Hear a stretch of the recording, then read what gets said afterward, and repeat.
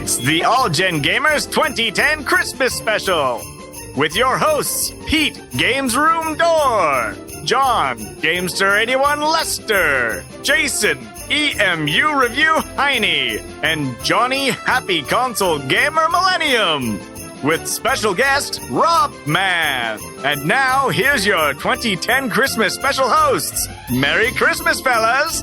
Hey guys, well, Merry Christmas to all you guys. Hey, Merry Christmas, everybody. Merry Christmas, motherfucker. Merry Christmas, motherfuckers. And to all a good night. No. I saw Mommy blowing Santa Claus. Wait a minute, what? I don't know what your mommy was doing. That's Merry Christmas, and that's a mistletoe. Hey Rob, it's awesome having you on the show this episode, man. Oh, guys, thank you so much for inviting me to be on. I'm very excited. He's very honored, but I had to phone him twice because he forgot. He was like, hey, so you're coming over tonight, right? I'm like, what the hell are you talking about? We're doing the Christmas special. Oh, of course. I was just playing. Oh, shit. That was like an hour before we're supposed to do it. I'm like, I texted him, like, yo, nothing. So, exactly. Ooh, how very appropriate and painful. And so I guess the major thing here is that the whale will be warm this Christmas over at Pete's house. And Rob, I don't know if you knew about that, but the whale is over at Pete's house under his bed now. Oh my goodness, that's got to be a happy whale. Yeah. You know, it's not too warm in here right now, though, so I'll tell you that much. He's very mean. He's very controlling, and he's very mean to the whale. Are you mean to the whale? Not really. I mean, I give him proper ventilation and water bathing. Smoke every once in a while. That's about it. No Keep him smoke in cozy. this room. You keep him nice and cozy. Do you rub his belly so that he can wiggle his flippers appreciatively? Something like that. The thing is that it's Christmas time. And, usually you have the fire going, and you got to be careful because, that's could be a little too hot. You don't want the whale to turn into, blubber. Hot. This Christmas, there's no better way to say I love you than a tummy rub to your bed whale. Ooh, he likes it. Oh, good whaley way. like it. Well, it's funny that we're doing the Christmas special, and I was going to put it out to you guys. Wouldn't it be kind of fun to kind of go around to each one of us and talk about like some of our favorite Christmas video game memories? That's always fun, and I love hearing people's video game memories. Me and Rob used to do it years ago, but like before we even had a show, we get together on Christmas, have a couple of beers, and talk about past Christmases that we really loved. And I just thought we could do the same with with all of us. That'd be a lot of fun. Yeah, that sounds like a great idea. Yeah, like Johnny, John, Yeah, John, if go you don't mind my asking, hey John, I said don't interrupt me. It's Christmas. Bah humbug. Bah humbug. Awesome. No, John, I was going to ask you, what is one of your favorite Christmas memories? Like when you were a kid, getting some video game or video game related machine. Yeah, got the Super Nintendo for Christmas. That was a pretty cool Christmas gift. Got Mario World. I got Pilot Wings. I think F-Zero with it. It was awesome. That was probably one of my favorite Christmases. Another Christmas I got. I did. And when I was growing up, I would always look and I didn't, there's no surprises growing up. I'd always look around the house, so I knew where my mom for the gifts. And so I already knew what I was going to get before. I was a bad kid when it came to kind of being surprised. Oh, you're like me. You used to open up your gifts before you actually got them? Oh, absolutely. And I used to take the wrapper and I used to open up perfectly, so they would never know, and then seal it back up. But then there's no surprise. What's wrong with you guys? No. I'm not one for surprises. Oh, I'm not the one for man. surprises. I love a surprise. It wasn't ruining the surprise because I'd open up something, I remember opening up my TurboGrafx CD player and be like, oh my God, they actually got it for me, the fools. And then I'd wrap it back up and then Christmas morning would come and I'd be like, so happy I got it. I wouldn't play it though. I wouldn't do anything like that. No way. No way. And I remember another Christmas I got Super Empire Strike. No, I think it was Super Return of the Jedi and Indiana Jones trilogy for the Super Nintendo same year. That was cool. I played those all weekend.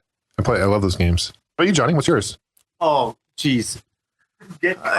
No, yeah, me and Rob have talked about so many of them. It's probably, I got a bunch. Like when the Genesis came out, I just remember playing Space Harrier in the morning and Last Battle which was actually a Hokuto Ken, and that was a great load of fun. I remember like that first morning getting up and playing the Genesis, and my sister and my family, they weren't really into video games, but they walked up to the TV and there was like parallax scrolling. They're like, "Oh my God, look! It looks like it's 3D." I remember them saying that, and I was like, "Yeah, that's right. That's 3D happening right there." And I just remember like grabbing the Genesis controller, and it was massive. It was a beast compared to playing the NES controller, and then all of a sudden you're playing the Genesis controller. So Yeah, I had some good memories playing that, and obviously like the Mario Brothers series, Super Mario 2, and Zelda 2 at Christmas time. And I know me and Rob have talked about that kinds of stuff, eh, Rob? Like, Oh God, yeah. So many Christmas memories. like what would you say for you? Well, I know in one of the other episodes, the last episode I was on, I Yeah, talked yeah. about getting my NES because it was the 25th anniversary. Yeah, I remember that. What's some of the others though? But some of the other ones, okay, I remember very fondly the Christmas of 2001. Yeah, My wife and I, she was my girlfriend at the time that I lived with. yeah. We bought a PS2 and we had Jack and Daxter, the Precursor Legacy, and we played that. And she was playing it when I proposed to her on Christmas Eve. Well, you got to tell them that story, how that went down. Oh, this is a fun story. So for some reason, she was convinced she was getting pajamas for Christmas. I don't know why. I don't know how. I don't know where it came from. But I had actually my parents had given me my great grandmother's engagement ring, saying they would like to welcome her to the family. Would I like to give her that? Which is just amazing. And so I said, of course, absolutely. I'm so honored. And so I had it wrapped up and I had it hidden inside my arcade machine and locked away. And on Christmas Eve, she's playing Jack and Daxter, and it's so engrossing. She's just zoned into the screen. She's not even paying attention to anything. In the background, my mom is phoning me. I'm running down out of the apartment, picking up crystal champagne flutes. My mom's dropping off with iced champagne, sneaking it into the kitchen. I'm, of course, assuming that she's going to say yes. And then I go over and I say, hey, could you pause that for a sec? Because I'd like to give you your Christmas present. And she didn't even look up for the game. She's like, yeah, you can give it to me in the morning. It's fine. And she's still playing. I'm like, no, actually, it's okay. Just pause it for a sec. I just want to give it to you. She's like, well, no, it's fine. We can just with your family. I mean, this is the way it's always. We don't have to open anything tonight. I'm just kind of like, okay. And finally, I said, look, just put the controller down for a minute, please. And so she's just so exasperated. She's like, fine, and pauses the game and puts it down. She's like, what? And I said, just close your eyes. And so I put this little box in her hands, and you could see the look on her face. She just was like, oh. And she opened it. And of course, she being the good girl that she is, saved her game and turned it off. So we could celebrate being engaged. Nice. Yeah, she would have kept playing. What would you have been like? Okay. She's like, oh, get back to Jack and Daxter now. Ah, absolutely. Yeah.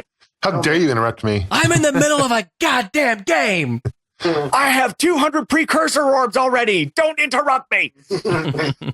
But, 9 years ago, eh? yeah, it was. Oh, wow. That's amazing. And the other one that I was going to mention real quick was the year that I got my PS1. Because you got I'm it. trying to remember. Is that when you go? Oh, I remember. Yeah. I'm not going to say it for you. Because it was December. Yeah. And I believe that was, I think it was 2007. No, not 1997, not 2000. 1997. He's also very senile, just so you know. I'm old. 1997. And it was December. And there was a game that had been out for a while that John had been playing. And I was so jealous of and so excited to play Castlevania Symphony of the Night. And that's a good game to play at Christmas time. Some of that music is awesome. I bought it, and I had just set up a games room in my parents' house. And it was really nice. I had this huge beanbag chair and I had like 8 speakers all spliced together to play through an old crappy stereo and this big old TV I'd found on Junk Day and my PS1. And I was sitting there with a big mug of beer in this beanbag chair playing Castlevania Symphony of the Night and it snowed that year too. Awesome. And there was the snow outside, lit up in the street lights, and the music of the game just surrounding me and exploring that castle was just amazing for Christmas. That's cool. That's so cool. Yeah, That's that really music cool, is so good. Yeah, I love that music in that game. That music actually does remind me of Christmas time. Yeah, especially that one in the caves where that has that little jingle bell sound in it. No, that always I was reminded of Remember when I got 99% in the castle? Oh, so I have to slip this in. I got 99% in Castlevania Symphony of the Night. Something right to 99.6 or something. Oh, it was the 199% because you done both castles. Yeah, right. And I remember my parents at the time I was living at their house, and they were having some friends of theirs over, and some kids came into the basement where all my machines were and all that. And they were fairly decent kids. They weren't dirty or anything, you know what I'm saying? But I said to the guys, I said, yeah, you know what? You can play anything you want to play, but don't save anything. Don't do anything. Well, I woke up the next morning, my Castlevania save was gone. Oh God! What a bunch of assholes! I was so mad. I was walking around the house going, "Motherfucker!" And so it's funny. I remember in my insanity, I phoned Rob up and I told him. And Rob was a really good friend. He's like, "I'm coming over right now." And it was so funny. He came over and we sat down, and in one sitting, we got right back to where I was at. That's how you do it as a gamer. That's how you do it. Exactly. He got the emergency Batman call, and he was over. Nice. Oh, that's the red phone with the red buttons going me. And I was like, oh, the shit's going down and create the town tonight. Yeah, he was there. Awesome. That was one of our most insane gamer sessions. We were like throwing the controller at each other and making tea all day. No. The worst one is Magician Lord. But anyways, enough about us. Jason, what is one of your favorite Christmas memories? Oh, well, I have game related. Game related. Oh yeah, I can talk about those. Whoa, Sexual panther over there. down boy. God damn, It's his Kruger. It's his new Kruger girlfriend. Might be. Might be. You can get him down. I have 3 wonderful memories. The thing is, my family, we have a tradition. On Christmas Eve, we open one gift. Yeah, we do that too. Okay. Awesome. Same here. Okay, cool. So I'm not alone here. Okay, so basically, every year that a console has come out while I was growing up, that would be it. It was like a trend. You know what I mean? Like, we would get anticipated for Christmas Eve because I knew it was the console. This had to be a console because every Christmas Eve it was when a console was coming out. So like in 1991, I remember getting a Super NES, playing Super Mario World, and just running upstairs, hooking that thing up to the TV, and just playing it until my parents came in and said, "You have to go to bed." And it's like, no, That's awesome. I can't go to bed. You know how Santa it can't is. come to the house if you're not asleep, sweetie. So then we woke up the next morning, right? And like, we didn't even want to go downstairs to the tree. I wanted to play Yeah. Mario. You know what I'm saying? So that's how important that was. And I remember that vividly. So, but that was in 91. I remember that. Other ones like, I remember getting the PS1, just like you, Rob. It's like, I remember going to Sears and playing on the demo that they had there. They had it out on the floor, you know? And I would play the game that they had. They had ESPN Extreme Games. And I even had my parents, they were there, and I'm like, "Mom, you gotta come look at the graphics. It's so amazing.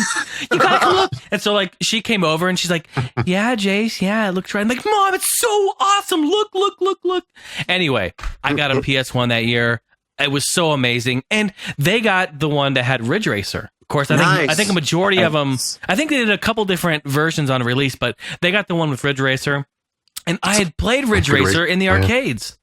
And I'm like, no, this is on this console. And I'm just tripping out. So I had ESPN, Extreme Games, doing all that, bicycling and luging and all that crap. That game is so awesome. It's so fun.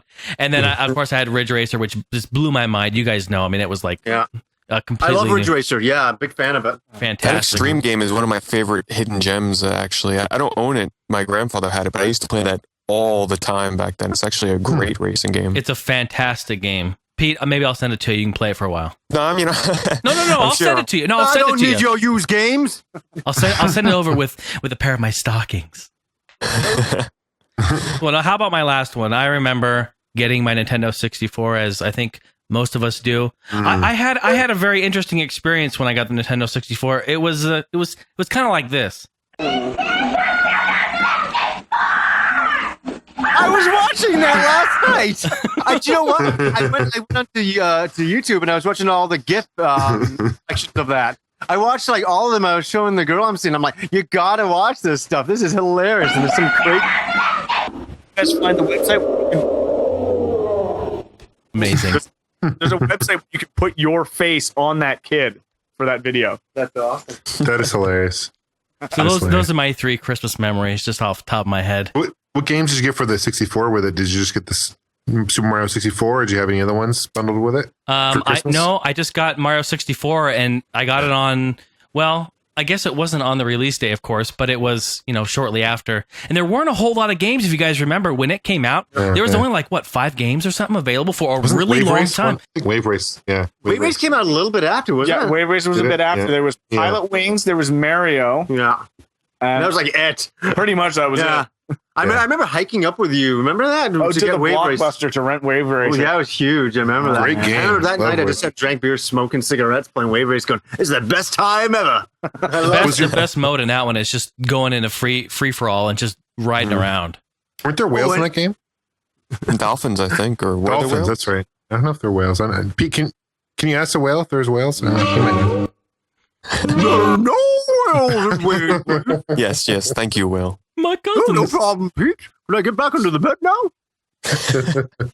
Get back under that bed. That was another big game. Was that Star Wars game? Oh, Shadows of the Empire. Shadow of the Empire. Yeah, that was a great game. Isn't that kind of a game though, where you play it back then and you really enjoy it, and you go back and try to play it now, and it's like, ooh, this isn't as good as I thought. It hasn't aged very well. Let's say it that way. But the music is phenomenal in the game. Even today, the music is phenomenal.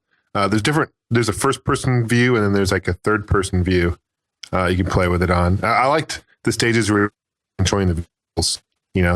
There's Snow Speeder, and then there's an X-Wing stage. I think there's the Outrider, which is kind of the mini Millennium Falcon. Good game, though. Have an A-Wing level as well on Hoth, the ice planet, where you're flying that thing around? Yeah. The Snow Speeder, I think, Yeah, when you were tripping the AT-ATs as they were coming through the snow. Yeah. Awesome. That was cool. So, Pete, what about you with your unfortunately, one of my stories has been spoiled in a past episode. It's not a happy story, though. It's the one with the PS1, where I thought I had finished opening up all my gifts on that Christmas Eve, or Christmas Day, actually. We actually don't open any presents on Christmas Eve. We save everything for the day. But I thought I was done opening everything up, and then in the next room was a package. And it ended up being my PS1, and it was a bundle with Jet Moto 2 and Crash Bandicoot 3. But unfortunately, the thing didn't work. It didn't turn on. Oh. So my Christmas consisted of staring at my brand new PlayStation, not being able to play it, having to wait until the next day to go return it and get a new one. Don't you have any happy memories from your childhood? Yes. Yeah. Probably my most memorable one after that. Most people would think it would be my Genesis. When I got my Genesis, obviously, I have the video up on YouTube. But I'll be honest, I didn't really remember too much about that besides getting Chicon and Sonic. It was so far back that I don't have concrete memories. I just remember getting it, hooking it up, playing it, loving Chicon, actually. It's kind of funny. I haven't played that game in 15 years. You guys know what game that is? Chicon? I begged my parents to buy that game for me, and for some reason, they just wouldn't. Yeah, because the cover has this monstrous zombie guy with katanas on the cover. He looks like the main that guy from, what is it, Megadeth? Who has the guy that traveled Eddie the zombie? Eddie the zombie? Oh, God, what was that? What band is that? Is that Megadeth, or is that Megadeth. Iron Maiden. Iron Maiden, thank you. Yeah, Megadeth had Chains Rattlehead. Yeah. But it wouldn't actually be my Genesis. It would be when I got my Dreamcast. I just remember getting that thing and playing Sonic Adventure for the first time, because that was the only game I had gotten with my Dreamcast. And I just remember I was in heaven the next day because I walked into KB Toys and I was able to pick out one game, and I got Power Stone. Just out of, didn't know anything about Power Stone. I just liked the cover. And I'm like, what kind of game could this be? Now it's one of my favorite games. Here's the thing. I know you guys don't like Power Stone 2 as much, but I actually prefer Power Stone 2 over 1. No. But at the time, Power Stone was it blew me away. I hadn't played a fighter like that before. I loved it because it was simplistic combat controls. It wasn't no over-the-top Tekken stuff. Which, by the way, we got grilled for that Tekken stuff by our fans. They were so disappointed that 5 people Let's redo the section. Like Tekken. I love every single Tekken game. I'm Best a huge fan. Yeah, me and Rob are doing a huge 5-part special on Tekken. And I'm hosting a Tekken tournament over here at the EMU Review Studios. And Game Deals is having a special, Tekken tournament as well during the Christmas season to celebrate the game's release. I'm wearing a Tekken cup. Yeah, yes. Because I like to keep it close to my groin I where like it's this. lovely. Can I see it? I'd love to see it. Yeah, I'm wearing a Tekken watch as well to help keep the time. It's got a big T on it. It says Tekken time. Tekken time. What time is it? Tekken time. I got some Tekken plushes over here, and figures all over the place. But anyway, But seriously, no, I agree with you, Pete. I was like, people were with oh, us. they did. Yeah. Mhm. We love you guys. We're sorry we don't play a lot of Tekken. Oh no, sorry. I suddenly got another memory from around Christmas time, and it was one Christmas, and there was you and your family were having like a big get together. Yeah. I think it was maybe Boxing Day. Yeah. And like there was a bunch of your friends from high school there, and I came over and we were all drinking and we brought out Super Bomberman on the Super NES. Oh, And we had this, there were like 8 or 9 of us. And so if you if you won, you actually had to hand out. Yeah. Because otherwise you'd just stay on the game all friggin' night. Yeah. But we just kept passing the controllers back and forth all night playing it. It was amazing. I remember that's a long time ago. Yeah. Yeah, we love Bomberman. Multi-tap monster of a game. Oh, yes. That's such a fun game. Hey, Rob, did you ever get any Mega Man stuff for Christmas? Do you recall? Besides from me. Yeah, aside from Johnny, actually, no. Most of the collection has been purchased just where, as, and how whenever I could. Yeah. There wasn't actually a Mega Man game purchased for me for Christmas. Yeah. Go figure. That's very interesting, though. Wow, I never thought of that before. Yeah. Just curious. No, but I mean, some of the best Christmases I had were the years that I'd see those very distinctive box shapes under the tree, Mhm. and I'd just drool with anticipation, waiting to find out what it was. Yeah, some good. Some good. When you look back at all the Christmas memories you've had, like Oh, it's man. like, you know what I really want to say here. It's like you've really got to appreciate what your parents went through. You know what I mean? Like especially the older you get, the more you appreciate it. When you're the one paying the bills and paying for presents and stuff like that for everybody. So yeah, big props to the parents for getting all. For my parents to buy me a TurboGrafx CD player for Christmas. Plus the games, like plus the ease which it came with, but that was like $399 Jeez. for a kid. Like, I have a funny story for you guys. Just thought about it. Back in 1989, I got the Atari Lynx Model 1 for Christmas. oh wow, The huge S box. The shoe. That first weekend I burned through 30 batteries Mm. playing that thing. I mean, but it came with I think California games. Great game. Mhm. I forget the other ones. I Blue Lightning for it. Awesome game. Rampage. It was an awesome system handheld. Just burned through batteries, unfortunately. wow. That's so. For how many would it fit into it? As far as games, No, sorry. do you How mean? many batteries would this thing take? 6. 6 double A's. So, That's like a Nomad, eh? Wow. 6 double A's, yeah. And it was weird the way they slid in. There was like a ribbon that you had to like put the batteries on top of, and in order to take them out, you had to pull the ribbon. I remember those days. Every once in a while, I'd not put it in right where the ribbon would be on over the top, so it'd be the pain in the ass. Stick a knife, and you have to like dig it out. You and never sit. get them out. Never get them out. Yeah. It's like they're like two-way radios. They do the same shit. Like unless you put them in there with that ribbon, they're never coming out. You're like slamming them on your hand. I'm getting blisters. I'm bruising my arm trying to get them out. There's Same rust way. coming out of the batteries. People are like, "Why is that guy slamming his shoe against his hand?" Oh, it's a Lynx. Go, come on. It's funny because my best friend at the time, he was left-handed. He was left-handed, and the Lynx you could actually flip over to play left-handed, and he still preferred it the right way because he's like, "This is weird with the directional pad on my right-hand side." Kind of a weird design. It was weird. Yeah. Oh, hey, there's another game on there. Is it Xenophobe? Was it on there? No. Xenophobe. Yeah. Oh yeah, I love the arcade game of that. I remember that game. Yeah, you remember that Oh, game? man. Yeah. That was a great game. Did you have any more, Pete? Because sorry, you were kind of talking and we kind of went another direction. No, it's cool. That was pretty much it. I mean, here's the thing. Most of the systems that I got, like the 32X and the Sega CD and the Atari Jaguar and like Super Nintendo, I bought those like between, I didn't get them for Christmas. So it's like I kind of got them and then I'd get a couple of games for Christmas. In terms of getting games, and having like the most memorable Christmas in terms of getting games. Believe it or not, that would actually probably be the first Christmas, which I basically got my Xbox 360 right before Christmas. I was waiting out in December to get that freaking thing on the second shipment at Best Buy for 24 hours.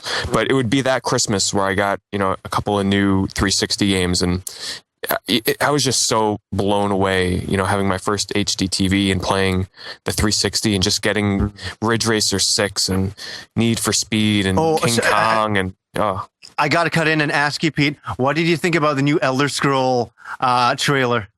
Pretty stoked? Well, I'm excited for it, but it's so far away. But I'm excited. I'm curious to see if it's going to be online. I highly doubt it's going to be online though. But I don't care. Honestly, I don't even care. We knew it was coming though. Yeah. So it kind of took away some of that excitement. Did we really know it was coming? Because we talked on a past podcast saying, well, they'll probably maybe sneak another one in. Maybe. I kind of thought it'd be for a launch system of a next gen system myself. Yeah, well, that's true. Yeah, I would have thought that. But It looked pretty awesome. The trailer looked pretty awesome. From a little bit they showed though. Yeah. They didn't show anything. They didn't show anything, but I'm sure it's going to be awesome. I loved Oblivion, so I'm stoked. Skyrim is the name, right? Yeah. Sorry, you were talking about getting a 360 there, and I know you kind of bought a 360 for Oblivion, so that's what kind of triggered my mind to think about that game for a sec. Well, I mean, no, I bought the Xbox for Morrowind. The 360. How long did it take Oblivion to come out on the 360? Was it like a year? I think. It's a launch game, wasn't it? No. Was it? I thought Oblivion it was a launch game. I'd never leave. No, my it was house. like in the first few months. Maybe I'm wrong. I kind of remember the 360 came out. Don't you remember, Rob? And I went and bought it because of Oblivion. I bought it in the first few days that Oblivion was out. It's just a while ago now. When did the 360 come out now? How long has it been out for? I can't remember. I get hit in the head a lot. So, yeah, me too. It's usually us hitting each other. It's almost 6 years old now. I think it came out in 2000. Oh my god, that's amazing. We're getting ready for a next gen system in the next couple of years for sure. It's got to happen. This is the longest wait for a next gen system since the NES because it lasted. We were talking about in past podcasts. They just can't afford to launch a new system these days. It's so expensive. That's why I can't wait for the 3DS. To me, that's the next generation right there. Like I just can't wait to freaking get There's only one reason I'm buying one now. Yeah. Ah, damn you, Capcom! Damn you, and hitting me right in the heart. Yeah. November 22nd, 2005. Oh wow. That's when 2005. Yeah. Yeah, that's the release of 360. I remember. That's right, because that's right. I forgot because it came out a day before my birthday, and I remember going to Target to try and get one. And this, granted, the previous times where I went to go get a system at launch was only the GameCube, and there was a couple of people waiting outside for that. I only had to wait like 2 hours, so I'm like, okay, I'll go to Target. A couple of hours before they open. No. Freaking people out there in tents and freaking set up camp and everything. And I'm like, holy shit. And I could have gotten one, but it would have been the core, the one without the hard drive or whatever. And I'm like, forget that. So then I ended up having to wait until like middle of December for Best Buy to get their second shipment. And I ended up waiting in line like a whole day for that, but totally worth it though. How long did it take it to Red Ring on you? Oh, that's a good question. That's a great question. I think it did it within the first 8 months. I've gotten Red Ring 3 times. No, blah. Wow, So- that's amazing. Lasted 8 months. I've had three Red Rings. They all happen within like a year and a half. So I was waiting for that.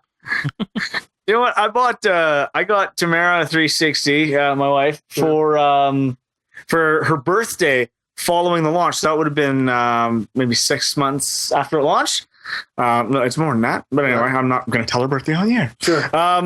And we had that exact same one, and it never red ringed on us up until we bought the new Elite. And then I moved that one into my games room, and I was going to try and get a Wi-Fi network adapter for that one so we could network them together and play games together. The second that new Xbox hit our house, the old one bricked and red ringed on me. Go figure, eh? I was like, oh, jealous much? Yeah, you know what? Please. Probably because you moved it to another room. And it was, we can't handle this. wait, no. You know what's so funny about that, Rob? Is 2 out of the 3 red rings I've had were for when I was moving my Xbox from upstairs to downstairs. Literally, I'd bring them downstairs, I'd play them. The next time I brought them up, red ring. Wow. And now that's interesting. the one that I've got is the one light in I think the lower right, and it says it's a hardware failure. So I know you can like solder a chip back in place or something, but too much like work. Yeah, big time. Sound like arcade machines, huh, Gamester? Yeah, although You play them, you leave them Yeah. where they are, play them, they're great. You freaking move them 5 feet, they stop working. exactly right. Although Man. I just fixed my Play Choice 10, which I'm really excited about. Oh, So now good. I got to work on my Star Wars arcade, which I I was hopefully just about will to ask do. you about that. Yeah. Yeah, I was gonna, my week of Christmas, actually, I'm going to be working on it because I'm not working. I'm taking the week off of work. I got the Nice. part I need, Nice. and now I just got to do my homework and figure out how to do it. And, it'll be interesting. It'll be a project. Hopefully I don't kill myself. Because those things still hold a volt. Like this monitors will still hold a voltage to them, even though it's unplugged. Oh yeah, be So you- careful. Yeah, Rob you got can it. tell you about that because you used to have a secret job, didn't you? Years ago. Years and years and years ago, when I was 16, I was riding my bike back home from a friend's house who had lent me Super Metroid. Woo! And I was riding by and I looked at this guy's garage and the door was open and it was full of arcade machines. Full. It was a double car garage, just stacked. And the guy was in the front there and he had a soldering iron gripped in his teeth and he's rewiring something and all this stuff. And I stopped my bikes and I ran over and I said, "Are all these yours?" He said, "Yeah, this is what I do for a living. I put these in stores and collect the money out of them." And I said, That's cool. "Would you like some volunteer help with these so I could learn about them? Because I love video games." And he said, "Yeah, all right." And I ended up working with that guy for like 2 years. I would like every weekend after schools, I'd go over and I'd help him fix up the machines and clean them. The first one I helped him fix was my Street Fighter cabinet because he was going to throw it out. It was so trashed. He was going to chuck it. And I said, "Let me restore it. It'll teach me what I need to know. And if it doesn't work out, there's no loss, right? But it's a Street Fighter. You can't throw that out." No, fuck no. And when it was done, because I was filling in holes in the sides and sanding them, I painted it. I had to reshape the whole control panel so it was all bent and wrecked, redo the monitor mounts, rewire the entire inside and everything. I painted it. I got brand new buttons and everything on it. And when it was done, I said, "Okay, here we go." And he plugged it in, checked the coin max and everything. It was all working. He said, "Excellent job." And he threw me the key to the coin box store and he said, "Load it in the van. We're taking it to your house. It's yours." Oh, that's awesome. That's man. sweet. I was So you still have it? What'd you do with it? You still have it? Oh, I still have it. That's the one that now has my Mega Man the Power Battle board in it. Oh, okay. Nice. Yeah. You must have learned a lot of stuff. That Jeff guy. You know what? Yeah, it was a guy named Jeff Shebeck, and he ran a company called Full Tilt Entertainment. He's not doing it anymore, but I learned it. I can really attribute my career in the trades today to what he taught me as a foundation. And I can honestly say too is that's where I got my Street Fighter machine because Rob phoned me up and he's like, "Oh my god, dude! Oh my god!" I'm like, "Why?" He's like, "Yeah, the guy I used to work for. He's selling all his old machines. You got to get up here and buy a machine." I'm like, "But I don't have any money," So, and that's the story where I went up there, and exactly, it was 2 car garages full of arcade machines. It was ridiculous. Wow. Oh yeah, this guy had such an amazing. He had more multi-slot Neo Geos. I've all of them never in great seen shape. anything like that in my life, and I never will again. Not like that. He had Not like that. Narc. He had an original dedicated Contra. He had a Super Snow Brothers. He had like everything. Yeah, it was quite Man. impressive, guys. And he was selling. Can listen up for all the listeners out there? He was selling them all for $50 to $75, and Oh if you my spend God. and if you spend $75, you were getting a machine that was beyond mints. Yep. Okay, like the Street Fighter machine I got cost me $50, and that wasn't the Jeez. best of the best for what he had.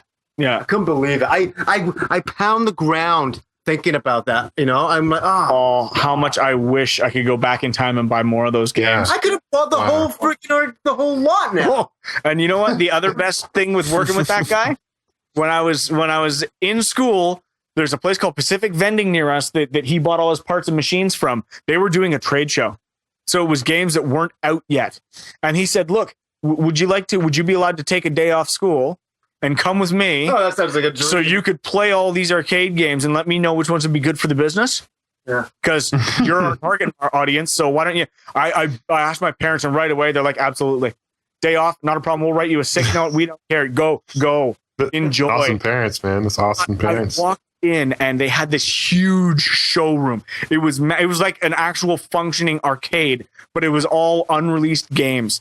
And they had, that was where they had the Aerosmith one, and this horrible old fighter called Tattoo Assassins. Remember but they had a Capcom section, and the one that got me the most, because I played a bunch of the pinballs, they had a bunch of those there, and a bunch of the other games, and then I wandered over to the Capcom section, and they had this brand new game they were going to release called Dark Stalkers. Yeah. And the guy just racked up some credits. He's like, go ahead, have fun. I played that thing for hours. I mean, there was a huge buffet lunch too, by the way, that had like everything you could ever want for food, and cakes and ice cream and everything. All just help I yourself. just have to say, this is part of a different generation now. Eh? Yes. Oh, yeah. Wow. You never see that again either. That's another thing you never see And again. all these guys in the suits that were representing all the different arcade game companies were following me everywhere. I was the only actual teenager in the room. And so they were all playing each other's games and sort of trying to critique them from the sales side of it. And then all of a sudden they're like, target market is in the room. Yeah, they were sniffing your ass like crazy.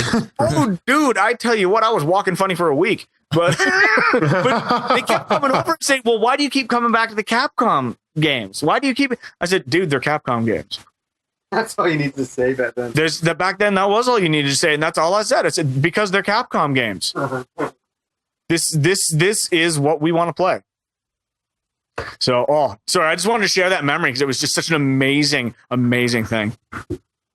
I'm jealous. I'm passed out on the floor, frothing at the mouth. $50 arcade machine. Yeah, that is some bullshit. Did this guy Oh my know what he God. had? Like, seriously, why was he selling them so cheap? Did he have a reason? You know what, Rob? Why was he selling them so cheap? I still want to know. I want to phone this guy up and ask him one day. The business was collapsing. It was the start of the downward spiral of the arcade market. He couldn't, as a small independent operator working out of his home, afford to keep it running. And before he had to declare bankruptcy, he wanted to try and liquidate these machines and get them out as much as possible. And I think he wanted them to get into the hands of people that would cherish them, because he started this business because he loved arcade games that much. And that was all he wanted to do. He had given up a job at Motorola as a very profitable guy, sunk a bunch of money into these machines and maintaining and repairing them and setting them out there. And it was just his way of trying to get the games out to people who'd appreciate them, who wouldn't be able to afford them otherwise. That guy must be making a mint back in the day, right? He was think of it. This is the olden days when there'd be a Street Fighter machine in every 7-Eleven. Yeah. Okay, and all he does is come and change the bucket of, collect the bucket of quarters. Mm-hmm. It's all profit for him. I'm sure that, something would go to 7-Eleven, all the rest for him. Yeah, he had to share a small amount with the store owners. I bet he gypped them all the time and took home the profits. Hell yeah. No, he wouldn't do that. No. Times are definitely different. I mean, nowadays you only see arcades at bowling alleys, really. I mean, where else do you see arcades? Yeah. Dude, check this out. I had dinner at Applebee's tonight, and they had a golden tea sitting in there. Yeah. You know what I'm saying? Yeah. Like that's about where it's at. I mean, not even Applebee's. I've never seen an arcade in Applebee's. I'm like, you have to explain to people. Like, what's You have to going explain on? to people. Sorry, you have to explain to people what Applebee's is. 'Cause we don't even. Applebee's is just a restaurant. It's a sit down restaurant.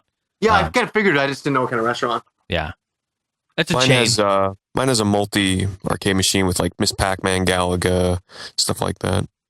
Cool. Johnny, you remember Godfather's Pizza? Yeah. Oh yeah. And they had they were one of the first places to get the TMNT arcade game in it. Yeah. And you could go there and get Double your Dragon they had in there too. Oh yeah, they had an actual little like fenced in section of arcade games. Did you guys have Godfather's Pizza down there? Oh, sure. Mm-hmm. Yeah. Oh, that is a pretty big chain down in the States. At one time. Yeah, I think it's out of the States, isn't it? Corporate? Yeah, I think I don't know. Yeah, I think They're it is. not in Canada anymore. They're gone a long time ago. Yeah, they're still here. Yeah, They're still here. That's cool. Yeah, but I've learned that a lot when dealing with arcades. It's like when you have them, and then for some weird reason in your mind you want to be done with them and jump ship and do something else and get rid of them. The thing is, arcades, unless you have like a Street Fighter 2 or, you know what I'm saying, Mortal Kombat or something that people want, it's really hard to get rid of them. They're big, heavy, awkward pieces of furniture. And they're so hard to move, you guys know, and they're so hard to sell. It's like you can put them online, but then you have to find the right buyer. That buyer has to be in your city or your state, or they have to be out of their mind to commute to come into your state and truck it out. And shipping is ridiculous. So it's like, obviously, and going back to what you're saying, Rob, man, that's exactly what that guy wanted to do. I just know it. He wanted to put those games in the hands of just video game entrepreneurs, gamers. And he didn't mind taking a loss because he knew they were going to good homes. That right there, that's amazing. That's amazing. That's why I like cocktail arcades, because they're small, they're portable, kind of, relatively. I used to go to Shakey's Pizza back up in, I don't know, do you guys ever have Shakey's up in Vancouver? No, not at all. Okay, because there's a big chain in Seattle. I think they're in other states too, but I used to go there all the time. I remember walking in, he has a cocktail arcade, it was a Pac-Man cocktail arcade. I used to play it all the time, right in the lobby when you're waiting. My parents would get called, my family would get called to sit down. I'd be like, no, I don't want to sit down. I want to play some Pac-Man. Well, yeah, because that's what I was going to get into, that Chuck E. Cheese. You guys had that all throughout the states. You remember? That's something that Gamester, I know that's something that you definitely have grown up with, right? Oh, yeah. That was the big place to go as a kid. For a kid's birthday, you go to Chuck E. Cheese. Yeah. So love that. Yeah, for sure. Jason, did you ever go to Chuck E. Cheese when you were a kid?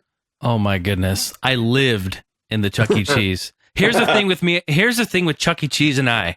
Loved going there. First of all, would want to go there anytime I could get. But here's the thing. Every time I'd go there, I'd jump in the ball pit. This is back in the 80s when they had ball pits, right? Yeah, and you know what I mean by ball pit. we big know what you mean by freaking square full of colored balls. Human balls. Big balls. Were they like whale-sized balls? Big, fat balls. Large, throbbing, wonderful balls. Okay, but anyway, no, but seriously, the story here is that I would love just sitting in there and just having I could barely see out of them, and kids would come in, I'd be like, yeah, I'd scare them. I just would love to do that. Anyway, but every time I did it, I would get sick and I would throw up the next day. You know, it was from all the urine. That's in those. There's always urine because that's what Mom stopped taking me to the ball pit. Yeah. I was like, can I go to Chuck E. Cheese? Nope. Because you're going to barf tomorrow. No, I won't. I'd leave Chuck E. Cheese. I felt sick. I'm like,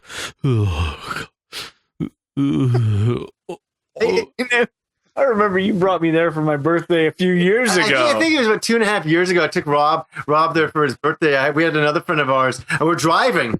And I didn't tell Rob where we were going because I was taking him there for dinner. And we were like, Dad, because we haven't gone to Chuck E. Cheese since we were kids. And Chuck E. Cheese's are not as cool as they used to be, but we got to go. And so Rob's like, oh, it'd be so cool, my birthday, because we're just driving up to he's like, it'd be so awesome if we were going to Chuck E. Cheese. I'm like, that's where we're going. Nice. And that was where, with the looks we were getting from the other families, because they're there with their little kids watching the animatronic creep-ass puppet show that's all sketchy. Oh, gosh. Kids are on the rides and in the ball pit pissing on each other. Yeah. And then that's where I coined the phrase Chuck E. Cheese, where a kid can be a kid and an adult can be fucking creepy. Those puppets were freaking scary. Oh, yeah, they were. What's funny about those puppets now is that nobody's maintained them over the years. They're doing their own stuff. Seriously, I saw this one hitting this kid. He was punching him in the face. I'm like, that can't be real. That can't be happening, but it was. And there was the one that had the eye half rolled up in its head that was just trying to sing, going, Satan is Lord. And you're going, crazy stuff. Missing heads and arms and limbs. Those things freaked me out as a kid. I used to freak out looking at those. They were creepy. Yeah. Animated robot things on stage that would sing. And I forget the characters. Obviously, you had Chuck E. Cheese, and they had they had a whole bunch of different characters, didn't they? It was like the Muppets knockoff band. Yeah, it was totally. And I don't know if you guys remember Showbiz Pizza, but it was a similar kind of deal. Jay, remember Showbiz? Yeah, I do. Yeah. But it was kind of similar deal, but yeah. Hey, pop quiz, gentlemen. Pop quiz time. Chuck E. Cheese was founded by who? Nolan Bushnell, founder of Atari. Look at Mr. Gamester 81, Correctamundo. Gamester, what else did Nolan Bushnell found? Let's see. Atari, right? Oh, gosh, 2 for 2. Yeah. Oh. Can he do 3, gentlemen? Can he do 3? Gamester, in what year was Chuck E. Cheese founded? What year was Chuck E. Cheese founded? 1842. 1977, year of Star Wars. He is right! In San Jose, California. Look at bullshit. You better get off Wikipedia. Bullshit. Wikipedia before me, so I'll give him credit. Nice job. Yeah, but isn't that crazy that Nolan Bushnell founded Chuck E. Cheese? I mean, Well, he did it to really market his arcades because exactly. Atari was really huge in the arcade market, obviously, and he did it really to market his arcades and put pizza. So I had no idea that back then I was swimming around in Nolan Bushnell's ball pit. You had no idea. So There's a awesome. blue balls. Eyeballs, human urine. Wow. Throwing Those up are the next day. Thank you, Nolan. He led to the horrendous Chuck E. Cheese crash of 1983. Yeah. Oh no, wait, that was Atari. Sorry. I just can't believe. Like, I remember in town there used to be about 4 or 5 of them. Now we got one. It's out in this place called Langley in the middle of nowhere. And it's a dump. And I'm telling you. So there's the three of us, me and Rob and another friend of ours. We walk in, and all these parents are like grabbing their kids, afraid of us, going, "What are these men doing in here? They're on their own." And we're riding these fucking what's it like? Helicopters and these small horse games. Oh, you made me ride the horse racing game, and there's just one by itself, and it's for some reason in the middle of a bunch of tables where the kids are birthday parties. And there's this large bald man riding this small horse, and he's going, "Yahoo!" it's like the riding bull kind of at the bars that they have. I'm picturing it kind of like that. I only Riding a got big to mouse. my entertainment. Absolutely. And I guarantee you, it's all redemption games in there now too. That's all it is. Sure. That's all it is. There's the kids and their parents are going, "You be staying away from the man what's got all their teeth." Oh, and I gotta say, the pizza in there is terrible. It's terrible. Oh, Pizza's terrible. It's cardboard. it was the worst stuff ever. I was starving too. Get pizza. I'm like, "Oh, okay, let's eat this." I thought it was pretty good until I found out I was eating the paper plate. I know. Yeah. It Then I just had to shows piece it. that It was terrible. it just shows the times, though. It's like, remember when that was the place and the pizza was good and they even catered and it was awesome? You remember that? Ah. Yeah, well, that's the thing is I don't think kids these days know that Chuck E. Cheese was the place to go if you had a birthday. Like, my parents would never take me there. Mine neither. But I was lucky enough to go to one kid's birthday who, I felt like I got invited by the king. I'm like, I'm going to Chuck E. Cheese for his birthday? I'm like, holy shit. And I remember I got there and I think I got like 5 tokens. I'm like, holy shit. And I went and I played like some shitty games and I was super happy. Looking back on it, what Chuck E. Cheese reminds me of? Looking back on it, because you had the curtain and they would open up and you have them come sing songs. It reminds me of a strip club, just as for kids. A kid's strip club. Now you're As pushing kids. it. You have to think about that too, because you know pull in what? there. This was founded in America, in Texas, right? Is that what it says? Yeah. San Jose, close enough, whatever. California, Texas, same Was it? thing. Oh. Maybe furries or something. I mean, like, we have a lot of people that aren't from here, so they may have no idea what we've been talking about the last 20 minutes. I mean, that's exactly it, though. It was a strip club for kids. And some of our like European audiences too, like They're like, what the hell's Bloody Chuck? hell, what's Chuck E. Cheese? It's pizza, games, some crazy singing puppets, and a big ball pit Yeah. Full of urine. full of beer. Full of urine, blue Cheese, balls. isn't that when it gets mold on it and it makes you feel Chuck E. ill? Cheese. I don't really think I like that. I've been chucking my cheese for 2 days now to see the doctor. Chuck E. Yep, Peas. be on tap. Chuck E. Peas. Chuck E. Peas. Chuck E. Peas. However, I did relive one great 80s tradition when we went there, and I had to take the pop cup, get some ice in it, and make swamp water. A little bit of every pop I had on tap, and they had like 23 taps. Swamp water. Swamp water?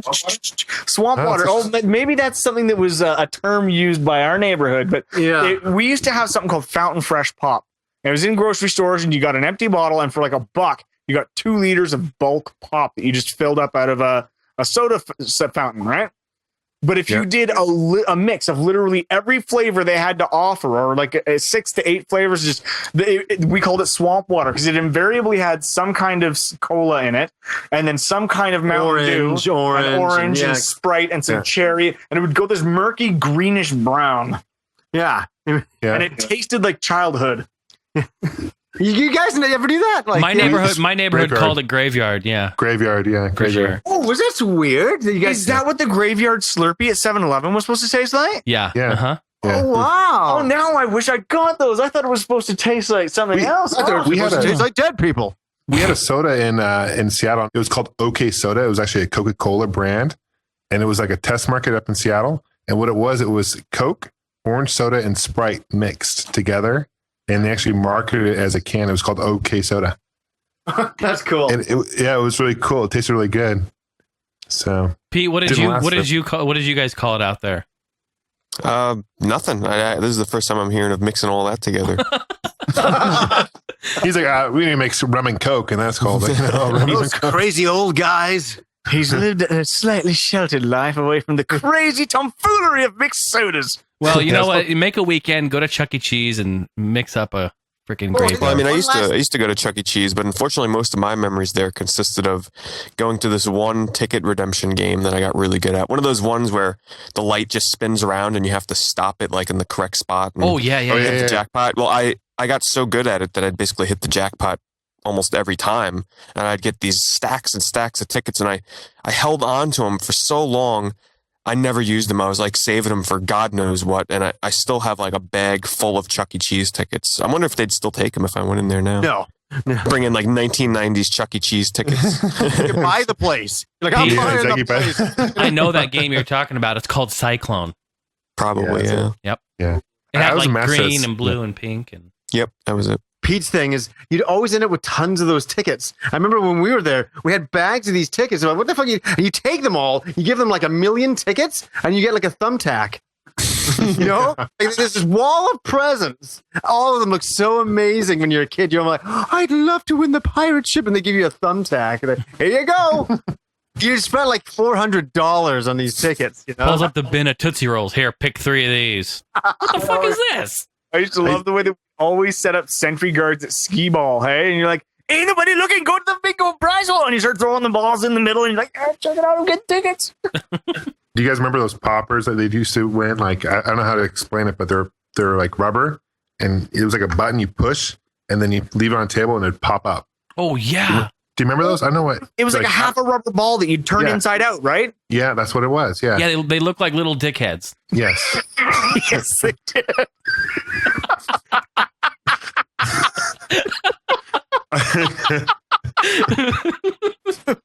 Oh, popping nut. Yeah, there it is. That's it. They pop, and those are classic. I used to get those and those you'd stick and throw against the wall, and they'd climb like Spider-Man. You know, you throw it against the wall, and they'd climb down the wall. Wait, you cut out. What did you say? Those sticky men that you would like. Oh yeah. Take out, and you throw it against the wall, and they'd like slowly climb down the wall. Right. I used to have an octopus like that. It was a red octopus. It was all sticky, and you'd chuck it at the wall, and then crawl down. Yeah. Those are the only things I got at Chuck E. Cheese I remember getting. And it was like 300 tickets to get those. And it was like, That's what I'm talking about. You spend like $20 and you get a fucking, thing worth 5 cents. Oh yeah, there was like a big, leather jacket with Chuck E. Cheese and rhinestones on the back. They look so badass. And you're like, I've got 3,000 tickets. And they're like, here you go. Have a super bounce ball. I want the jacket. Like That's 84 billion tickets. You'd never be able to get that stuff either. They don't have enough tickets in all the games combined. I'm going to walk in there one day with $1,000 and I'm going to buy that goddamn rhinestone jacket. I'm like, here it is, $500. I mean, like, no, there's a little bit more. I'm going to be walking out of there with that jacket. There was always that one kid in the neighborhood though, who like went there every weekend or something, and he'd be wearing it. Yeah, I always hated that kid. I never knew that kid. I wasn't in the Chuck E. Cheese club. The regular. I got invited by the king one day to Chuck E. Cheese, but that was about it. I didn't get invited too often. I didn't even ask my parents for things like that because I knew they'd never do that. Absolutely. They're like, "Hey, parents, can I have a birthday at Chuck E. Cheese?" Fuck off. Like that was not gonna happen. I never had that. Here's a bowl of chips and some pointy hats. Happy birthday. I know. My birthday's always just after Christmas, so they were exhausted from Christmas time. I never got anything good. I always get the worst presents after Christmas on my birthday. It's just the way it works. A pair of wool socks and a nice sweater. Yeah. Happy birthday, son. Happy birthday, son. Here's Dynamite Ducks. Dynamite Ducks. Take this. Oh, yeah. Here's a quacker. Wear it while you're playing the fucking game, son. Dynamite Ducks. Don't even get me going. Don't even get me going. So I love that. Man, we really got off the topic of Christmas. Hey, Merry Christmas, gentlemen. Merry Christmas. Merry Christmas, you all. Nothing says Christmas like a urine-filled ball pit.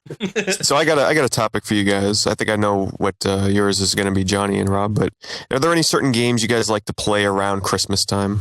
You guys start. Gamester, what are yours for sure? I liked playing the original Donkey Kong Country during Christmas time because you get the snow level. Oh, bastard. You know? Cool. Did I steal it from you, Jason? Yeah. And I think that's the first one that comes to mind. And Snow Brother, or what's the other one I'm trying to think of? Snow Brothers, or the one Ice Climber for the NES. Oh, yeah. Mhm.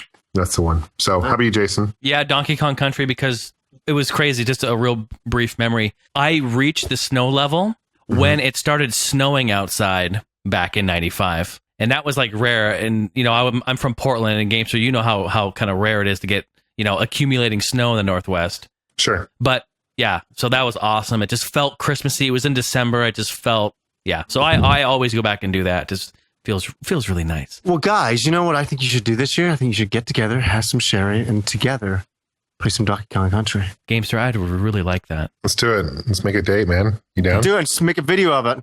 Let's do it. Done. Don't wear any pants. Second one. Wait, no pants. What about you, Pete?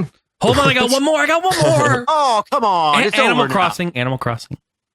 Oh, really? Yeah, because it changes into the snow during the wintertime. Yeah. At the Christmas, you'd probably check the game during Christmas time, right? Yeah, and it snows, and they put lights up, and you talk to all the people, and they're all holiday spirited. It's awesome. Bar to bar. It's acting like one of those animals in the game. What about you, Pete? The Christmas or snow theme levels in Diddy Kong Racing. Because not only do they have amazing Christmas music, but they're very festive, and I love it. Almost every Christmas I'll pop that in and just play the snow levels. Besides that, maybe some snowboard kids. Because other than that, I don't really have any Christmas themed games. I actually was going to buy Christmas Nights into Dreams this year, but oh, there's a good one. Yeah, I just never got around to buying it. But the thing is, it's only like 2 levels, and the game's like $35. So I'm like, that's pretty reasonable, isn't it? Is that it price? I thought it was more than that. I thought Me too. Yeah. I thought it was more too, but then I checked and I'm like, oh, okay, the price went down. They go as low as $20 too sometimes. Wow, I looked like at least 2 years ago, and it was like $60 or $70. Mm-hmm. Wow. But wow, Was, that's cool. was it like a limited release then, or why is It it was so like rare? a sampler disc. If you registered your copy of Knights when it came out within a certain number of months, to thank you for doing so, Sega sent that to you for free as a Christmas gift. That's cool. That's And my cool. dad's kicking himself to this day because he bought Nights into Dreams for the Saturn with the analog I stick. came over and played it. You guys just played. And he never filled out that registration card. And then we found out about Christmas Nights and we were so mad. You know what? That's a good question, you guys. Because, that wasn't the only time companies would do that. Is there any others where you failed to register because you just either forgot or whatever and didn't get whatever limited, whatever it was they were going to send? I've never filled out one of those cards. Like the ones that it's like, rate this game and what other games do you like and stuff like that. Never did it.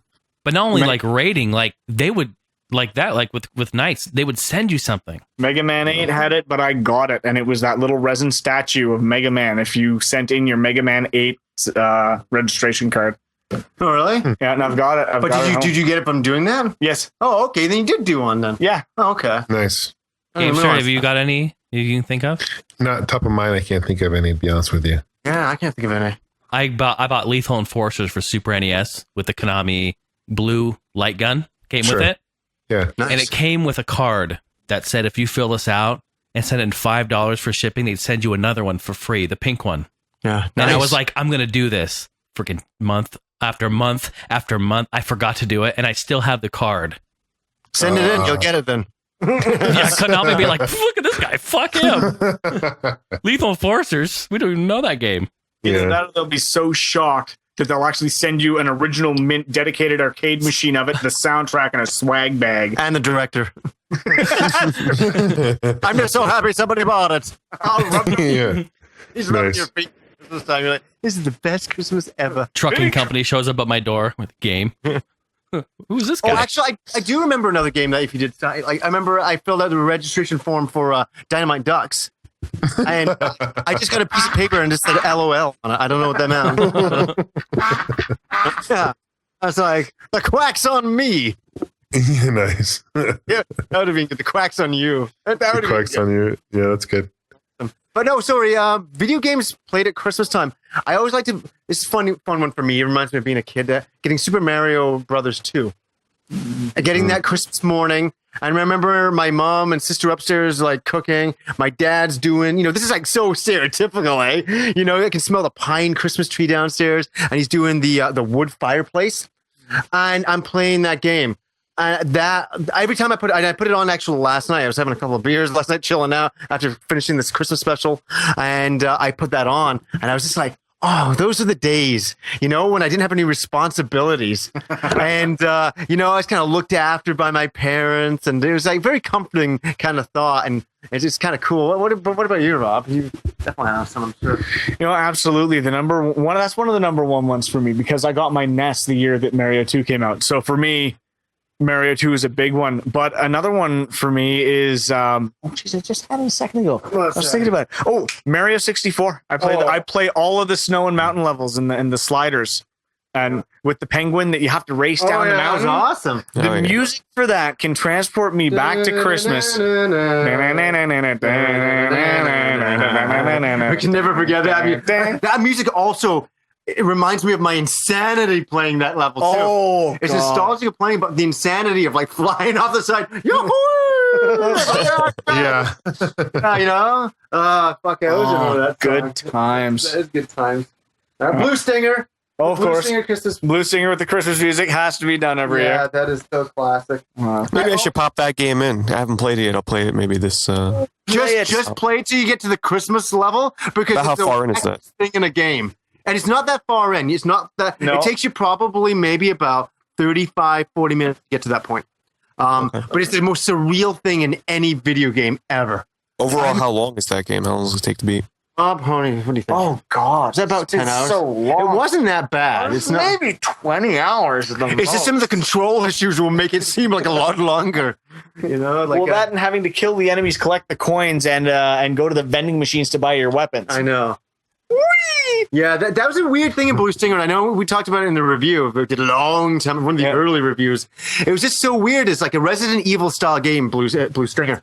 And you get to this point on the island. You're in this, was it like a... It was like an abandoned scientific research facility, except that for some reason there was a shopping mall with vending machines. No, yeah, like with Christmas music playing, and there was nobody left on the island. And so you get to this section of the island. It's like a big...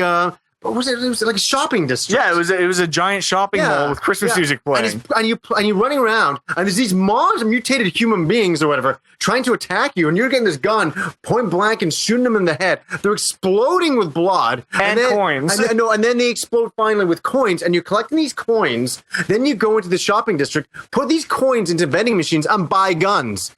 It's fucked up. Merry Christmas, everybody. Yeah, it's like, I remember us playing that game and I was like, what the hell is going on? And don't forget, you had to buy different t-shirts so you could learn different fighting moves. Oh, yeah. I forgot about That's that. right. Those are good old days. I like that. Blue Stinger. Play it for the Christmas themed level. Definitely try to do it, Pete, just to get to that level. It's so surreal. One of the most surreal things on the Dreamcast, seeing that. And then the car boss with the tentacles coming out. Oh, jeez. Remember that? That was cool. I love that. Hey, Rob, I got something for you. Okay.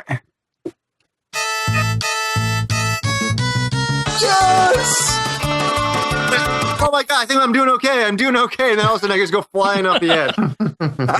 Whoa! That's what it was. Oh god, you insane. Mario. Mario. That sounds like Rob. Mario. Oh, I'm so tired. That actually is Rob. That's not a sound. Yeah. You gotta say something creepy for all gen gamers as Mario. Go on. Okay. Play all the Gen Gamers or Mario put this cannelloni in your ass. Merry Christmas, extra sauce for you. We're really disturbing human beings over here, just so everybody knows out there. Rob, you got to do some other impersonations, though. What are the ones that you know right off the top of your head? What can you do? Can I put you on the spot, Christopher Walken? Oh, you're gonna make me do that one again? Oh, it's so What bad. about Christopher Walken at Christmas? He gets a present he doesn't like. Christopher walking in Christmas he doesn't like. Fucking, Oh, yeah. hey, Okay. Chris, I just bought you this present. Yeah. Hey, this present here, it's wrapped well. It looks nice, but what is this crap? You fucking guy, you pig, you piece of shit. You gave me this last year, you regifting motherfucker. Get out of my house. No nog for you. Nice.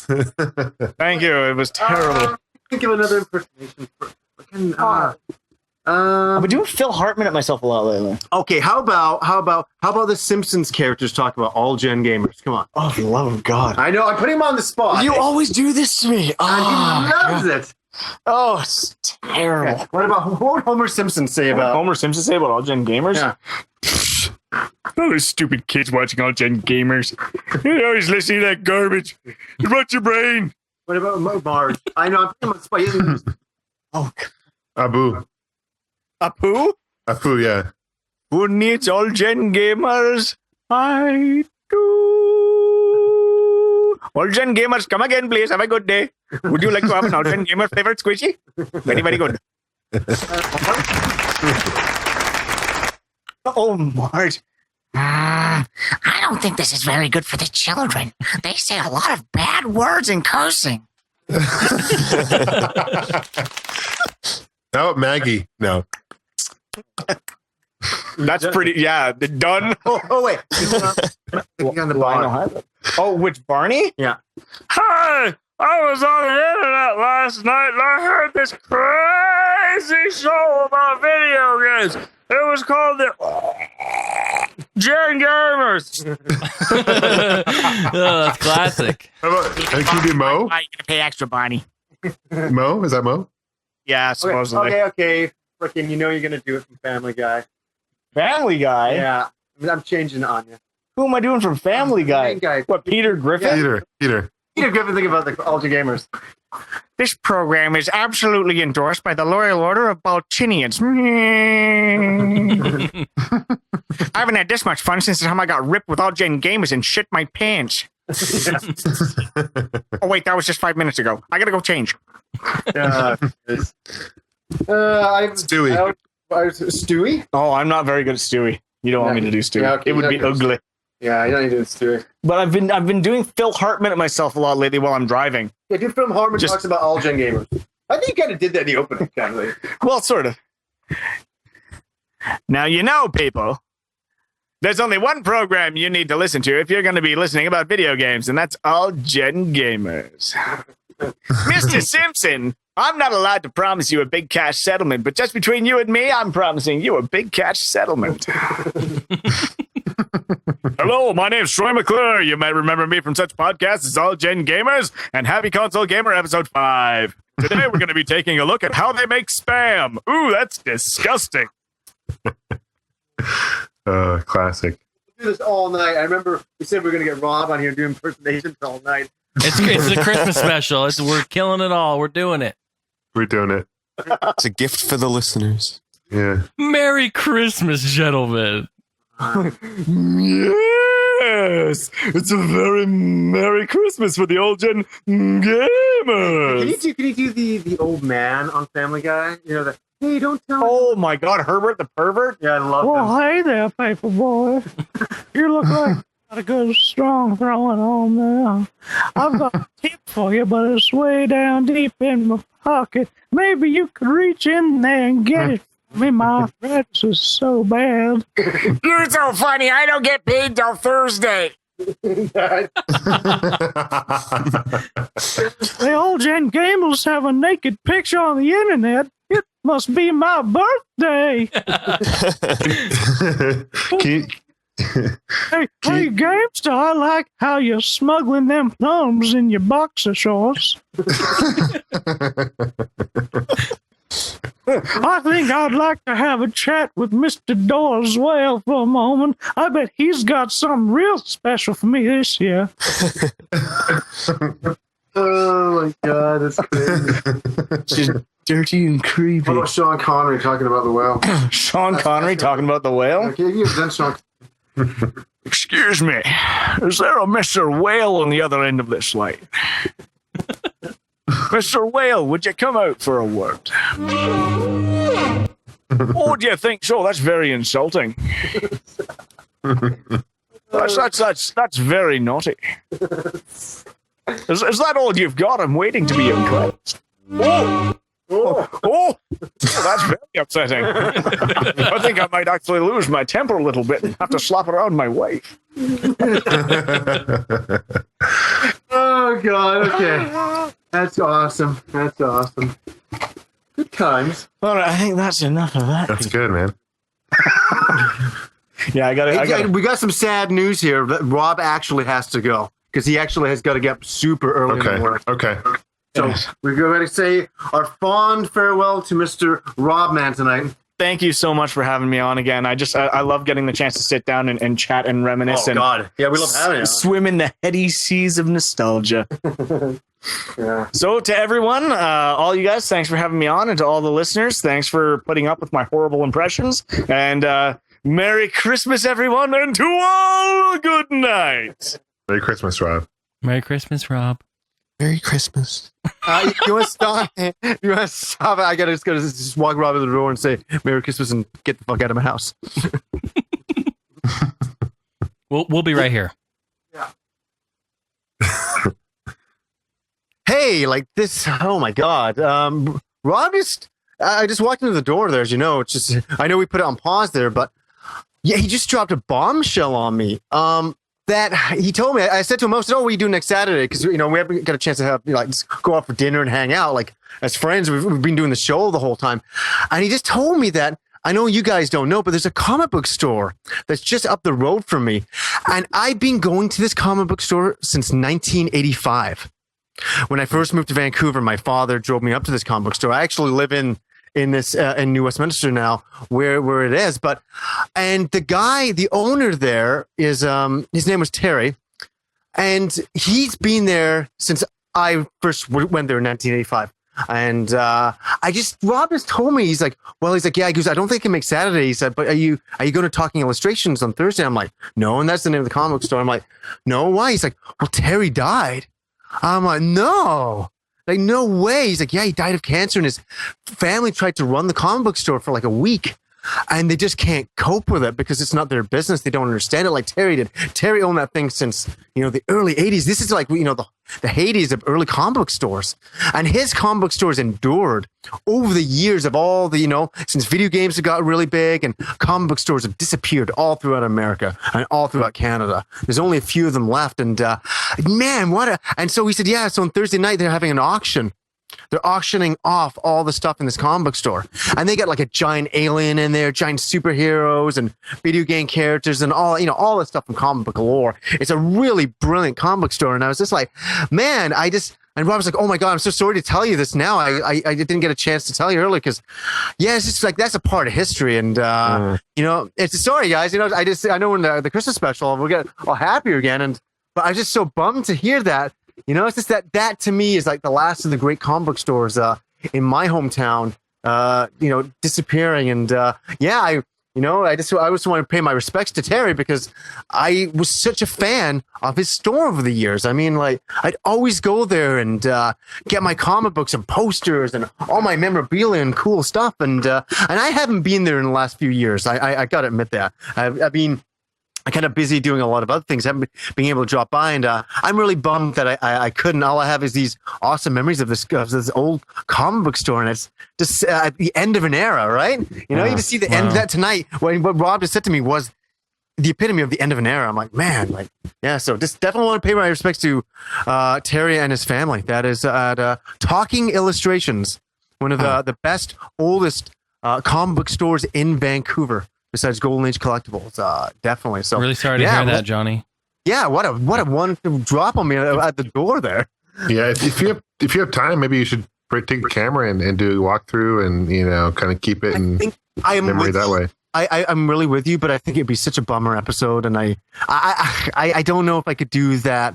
Make that a happy memory. Maybe that a happy video going. You know, I hear what you're saying. To capture that kind of thing before it's gone. I think it's too late for that already. I think some things in life are there, and they should shine as brightly as they are, and be remembered for that, and not like I think if I brought my camera in there, it'd be kind of surreal. That'd be hard to do.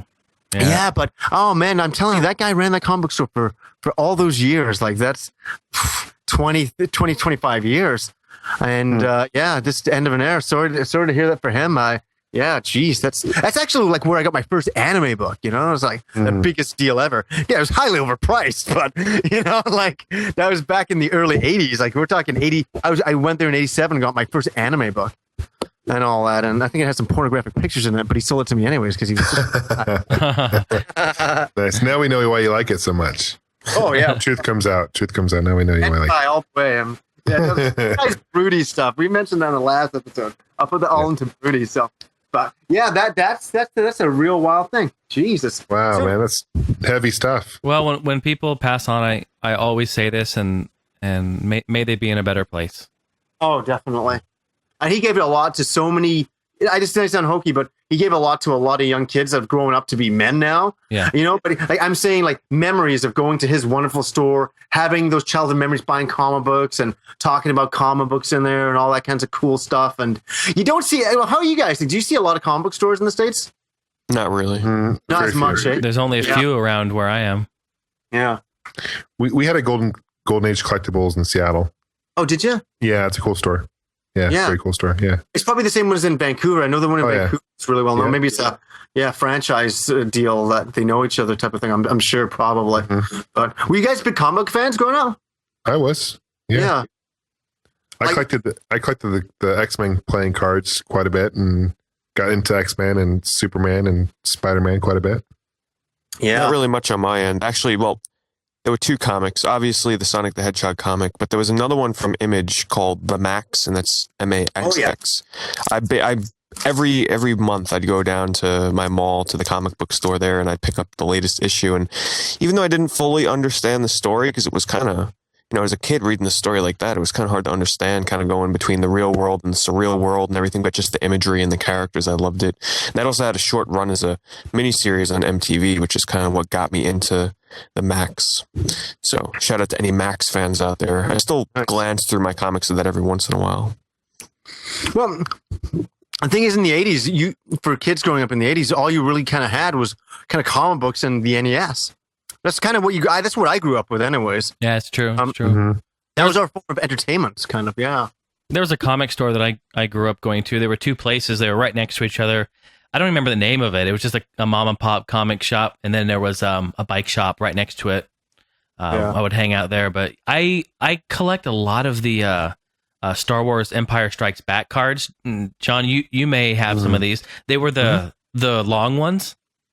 Oh, yes. You know, like a standard card size. It wasn't those. It was like the widescreen ones. Yeah, the widescreen I've got ones, a whole gank load of those somewhere. Those were pretty sweet. And I don't even know. I just thought they were awesome. And I was a huge Star Wars guy. You know what I mean? Like, I didn't know if there was a game involved or what. I just loved them. Yeah. So that's about as far as I went with comics, to tell you the truth. There was like a comic book store in every corner when I was a kid. There That's really crazy. was. And now there's like none. I think in Vancouver here, we probably have about 4 from what we used to have, like maybe 40. And it just shows you that's gradually just. I think the whole comic book market is just shrinking. Absolutely insanely. Like, it's just not the same market as it used to be now. Comic books are all about the movies now. It's all about movies and comic books. It's not like this kids. I don't know how an independent publisher can even get comic books out there anymore. I don't think they can. I think the whole market has changed. But I think video games, I think entertainment has changed as a whole medium. It's got a lot more complex. There's a lot more of it. There's more games and movies and freaking all that kinds of stuff than there's ever been in history. You know, like, wow. So anyways, let's get back to the happy Christmas memories now. Merry Christmas, everybody. Jeez, Mr. Killjoy over here. No, I started like, on the door. I was like, holy shit, I know. Yeah. The whole audience is going to be like, it was a great podcast till it turned evil. That's real life, kids. Wake up Christmas morning, your house is on fire. It's like my history teacher in high school. He was kicking some kid out of class because he was doing something or whatever. And He's like, the student goes, "This is bullshit. This is not fair." And the history teacher turned right to him and goes, "Life isn't fair. Sooner you realize that, the easier it'll be for you. Now get out." I was like, damn. This man just owned this kid. You, my friend, just got pwned. Nice. It's funny. So that was cool. Hey, Gamester, did you create the All Gen Gamers Facebook page then? I did. Nice. Yeah, that was today. We already have about 91 members, I think, as of today. So that's cool. Wow. Yeah.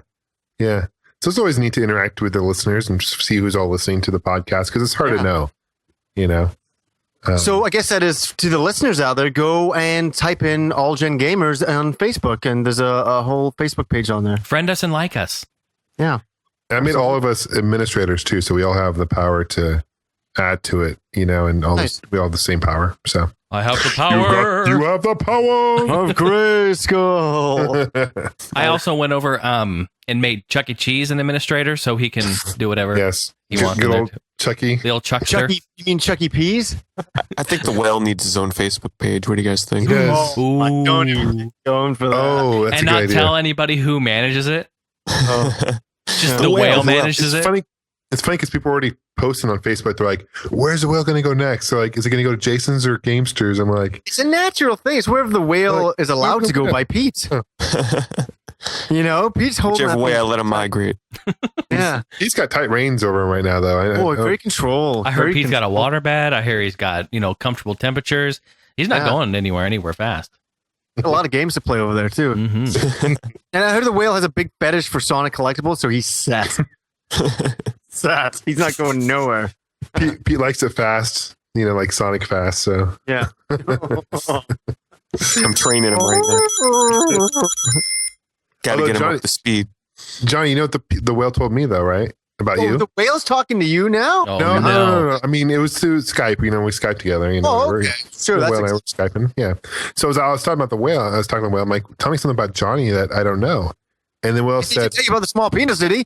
no, he said, "Mm." But fortunately, I took Rosetta Stone, which is like whale language for Rosetta Stone. Mm-hmm. Right. And so I understand what he's saying. And what he said was that you're into role playing, Yes. right? And I'm like, yeah, I know he's into role playing. I know he's into, Fantasy Star. I know he's like Final Fantasy. But no, the whale said you're more into like different kind of role playing. Oh, well, like what does that mean, games? Like role playing in the bedroom kind of role playing. Oh, sometimes, Like, okay, fine. I'm going to come out of the closet tonight and say something I've never said before, ever in public, that sometimes I like to play the whale in the bedroom. I do. I do. It's just a funny thing. I like to pretend I'm underwater and I go, It entertained the whale, and at least, What can I say? So I don't think Pete can pull off the whale role playing the same way I can. So I think the whale will always love me a little bit more. That's just my guess. Oh, I've got I more didn't say- games I to didn't say offer that up. out loud, did I? Ooh.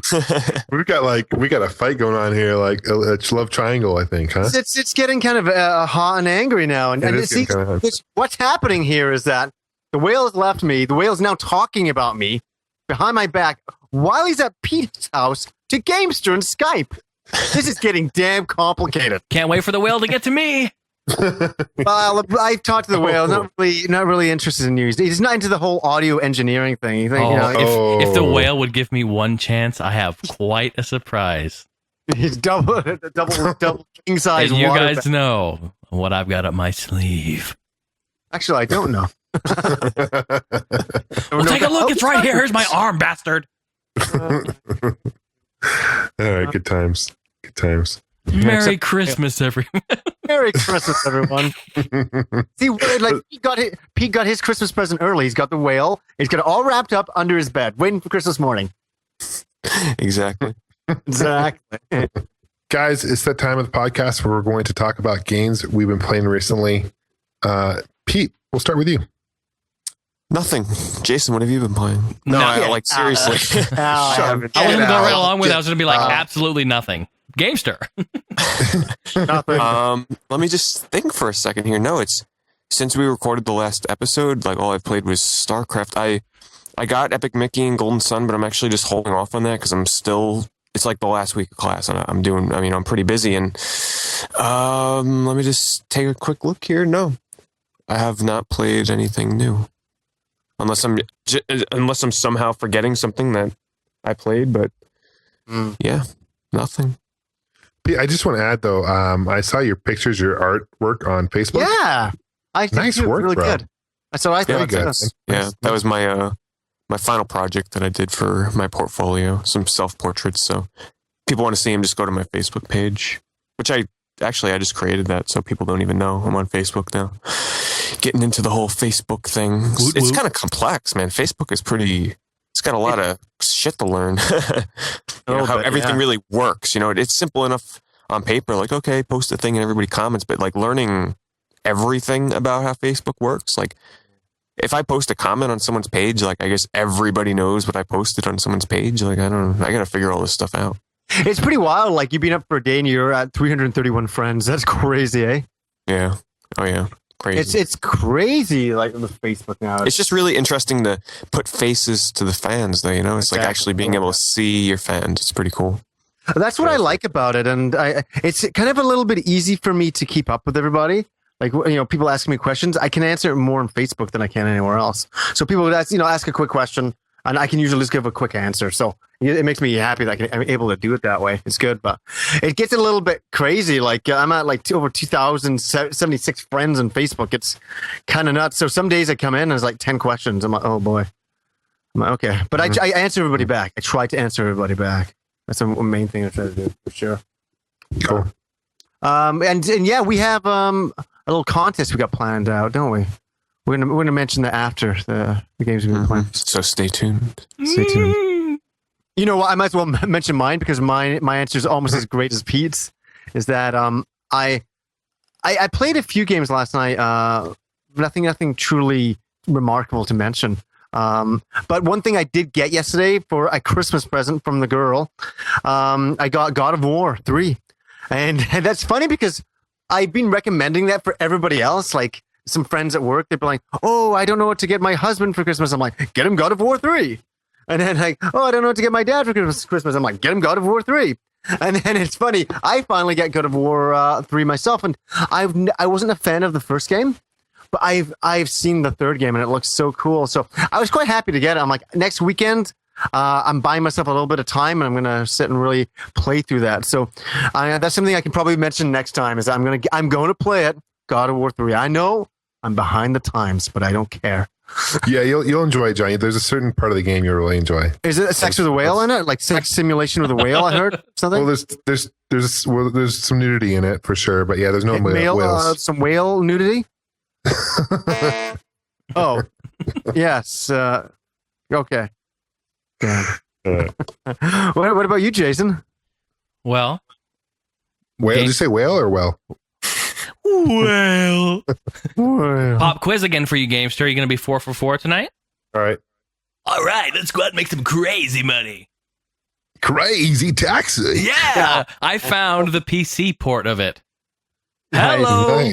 Nice. Yeah, pretty sweet. So I've been playing that, actually. It's awesome. Cool. Totally awesome. It's got that original soundtrack that makes the game. Love it. Nice. Other than Bad Company 2, that's it. Cool. I guess I'm next. You are next. Okay. Well, I got my PlayChoice 10 working, which I was really excited about. I took out the board and kind of messed around with it and got it to work. Because before it was scrolling. I did a video on my Games for 1 arcade channel and kind of showed everyone, and people were like, "Oh yeah, you need to like add I don't know whatever this and that," and I just took the board out and kind of messed around with it, and it's working. So really excited about that. So I've been playing a lot of like Goonies for the PlayChoice 10. Nice. Which I don't know if you guys knew this or not, but Goonies 1 was never released for the NES. Only Goonies 2 was. I did know that, but I have played the original. I did play the original on emulator, something like that. Yeah, the original one's on emulator, also on the Famicom, but only available in North America through the PlayStation 10. So I've been playing that. I got a fantastic soundtrack. Oh, definitely. Yeah. Good enough. Is it? Yeah. Is it? I was gonna say it's a Cyndi Lauper song in the background. Yeah, it's Cyndi Lauper. Nice. I love that. Yeah, playing that. Messing with Mario Brothers 3 a lot on the PlayStation 10. Went through that, beat that. Kind of gearing up for this whole I need to get that Mario 25th anniversary. All Stars pack. Edition. Yeah, All Stars. I want to get that, but so it's been busy with that and playing more Grand Theft Auto, or not. I keep saying Grand Theft Auto, Gran Turismo 5. Yeah, So nice. playing that. So pretty busy with those. That's been what I've been playing. Well, hey, have you guys got like a little bit of time off to play some video games this Christmas? Because I know I don't. I got Christmas Eve, Christmas Day off. That's it. I go back to work on Boxing Day. I'm working Monday of Christmas, and then I got the whole rest of the week off. Yeah, you mentioned that earlier on. You got a week off. That's nice. What about you, Pete? Gonna be pretty busy. That's why I don't know. That's why I'm not even opening up Golden Sun or Epic Mickey. I'm gonna let that wait until after Christmas at least, because I just don't have the time to play anything. Well, when's your school end though? It's gonna end a couple of days before Christmas. Days before Christmas. Oh, jeez. But then do you get like Christmas but then you're out of school. You got all Christmas like week off? Yeah, I'll have more time, definitely, yeah. I'll have more time after school's over, but I'll still be working a lot, so. Yeah, with the work thing, god damn it. Jason, how about you? You a little bit of time off during Christmas? Hello? What the fuck? Jason. Oh, can you hear me? Jason, I'm going to murder you. There. What? I'm here. Oh my God. I was lying. He was talking to the whale on Skype on the other line, I think. Oh, I'm sorry. I was texting the whale. No, I'm sorry, gentlemen. I was sexting with the whale. No, my work schedule is changing tomorrow for the worst, so I won't have any time this holiday. Yeah. Maybe Christmas. I think I get Christmas off, but that's it. Yeah. I know. Next year, I need to get a week and a half off during Christmas. I love having the Christmas time off to sit down and play some games and get kind of caught up. And it's kind of unfortunate I don't get that this year. Not like when we were kids. I'll tell you that. Oh yeah. Those are the good old days. What day do kids get off for Christmas break? Like here, they get like a whole week. No, they got 2 weeks, don't they? 2 weeks. Oh, 2 weeks. I used to get 2 weeks growing up. Yeah, I remember that Right. too. I don't know. School's getting shorter and shorter every year, though. They're going to all year round school where I live. So, wow, that's amazing. See, well, that's weird because here in Arizona, I know it's year round. yeah. But up in Oregon and then Seattle and Washington, it was 2 weeks off. Yeah, up in Vancouver here, absolutely. Same thing. Yeah, oh yeah, definitely. Well, in Arizona, I think they go like, I don't know, 8 weeks on, 1 week off, 8 weeks on, 1 week off. I Or something like honestly that. do not know. Yeah, I don't know. I just want to say to all the younger listeners who are off for 2 weeks, damn you all. Damn you all to Play hell. some games. Yeah, you lucky kids. I want you guys to always realize how good you got it when you get that 2 weeks off for Christmas, because one day you won't get 2 weeks off. Pretty soon, you're going to be sitting like us doing a podcast saying, God, I remember when I used to have to. You want to hear something really awesome? I was talking to my boss the other day, and I have 3 weeks vacation next year, right? For work. And then I have 11 personal days on top of that. So technically, I have like 5 weeks of vacation time next year. Sounds like a trip to Hawaii to me. Yeah. I'm like, sweet. I'm just going to take a whole month off. Yeah, it's really nice. Exactly. But the problem is you can't take a month off because it'd be so hard to go back to work after that. Oh yeah, I'm not going to take a month off. Yeah, it'd be impossible. Probably. But I'm going to PAX East and take a week off for there, and that'll be fun. So, are you going there, Pete? Are you going to go to PAX East? I'm gonna try. Yeah. I got my tickets today. Oh Christ! That's why I gotta decide soon, because you gotta get. You them got to soon, decide right? now. Yeah. Yeah. I got they're $55 for a 3-day pass. That's pretty That's good. without the Oh, hotels, that's though, right? cheap. Yeah. Yeah. Yeah, of course it's without the hotels, but about how much are the hotels to stay in that place? Do you know? I don't know. A couple thousand a night, probably. Yeah. I need $100 a night, right? 100 and something a night. Something like that. Yeah. Yeah. That's the only thing that kills me for doing these trips is the freaking. When I went down to PAX, my hotel. I know I got kind of a nice hotel room. I got it because I usually always, share hotel rooms with friends, and I hate doing that. So this time I shelled out a little bit of money. My hotel room for 3 days was $550. Mm-hmm. But it was a nice. You saw the hotel room. It was a nice hotel room. I don't know, $550 worth. For 3 days. That's ridiculous. That's like what some people pay for rent for a month. Some people. Hey, Johnny, is Brian from Game Deals going to PAX East? No, no. Did you remember Randy, right? The guy with the glasses? He was the owners of the big party room we had. Yeah. He was thinking about going over there too, but with one of the other guys that was there, but they've canceled, so none of us are thinking about going. It's a huge expense for us to go. If I could just catch a train, like what was this? You can just catch a train there or something? Yeah, take a couple hours. Oh, you should definitely do it then. Oh, definitely do it. Mm-hmm. For $300 to that, yeah, not the end of the world. For me to fly there, then on top of that, pay $300. Oh man. Well, what do you think I'm doing? Oh, I thought you. No, sorry. With you, I always think you're over somewhere for business, and you just happen to drop by over there. But you're actually flying out especially for that, eh? Oh, it's funny. It's funny. I got to find my wife. My wife's coming too, so Nice. I'm paying for my wife to come. But it just happens that week I am there for work. So Yeah, right. There it is. I know what I'm talking about. It's a good gig. It's a good gig. Yeah, it's funny. You can get it. Sure. So I think this episode, guys, we're going to hold off on any questions, even love talk questions, and then next episode, I think we plan on doing one just committed on questions, right? Completely questions. Cool. Yeah. Because we went quite long in this one, and I think we wanted to keep this one more just its own kind of theme. Next time, all questions we'll answer tons of questions and then some. So make sure to get over there and post questions because we'll be answering them. And audio questions, absolutely. Quick question for you guys, just kind of one or two response. But any games you're looking forward for this Christmas? Any just that you guys looking forward to? Any games? Final Fantasy 14. I bought my collector's edition. It's downstairs, but Wait, can't play it until Christmas. Pete, we got to talk then. You saw all that news about Final Fantasy 14, right? Yeah, I'm curious to see how bad the game is, honestly.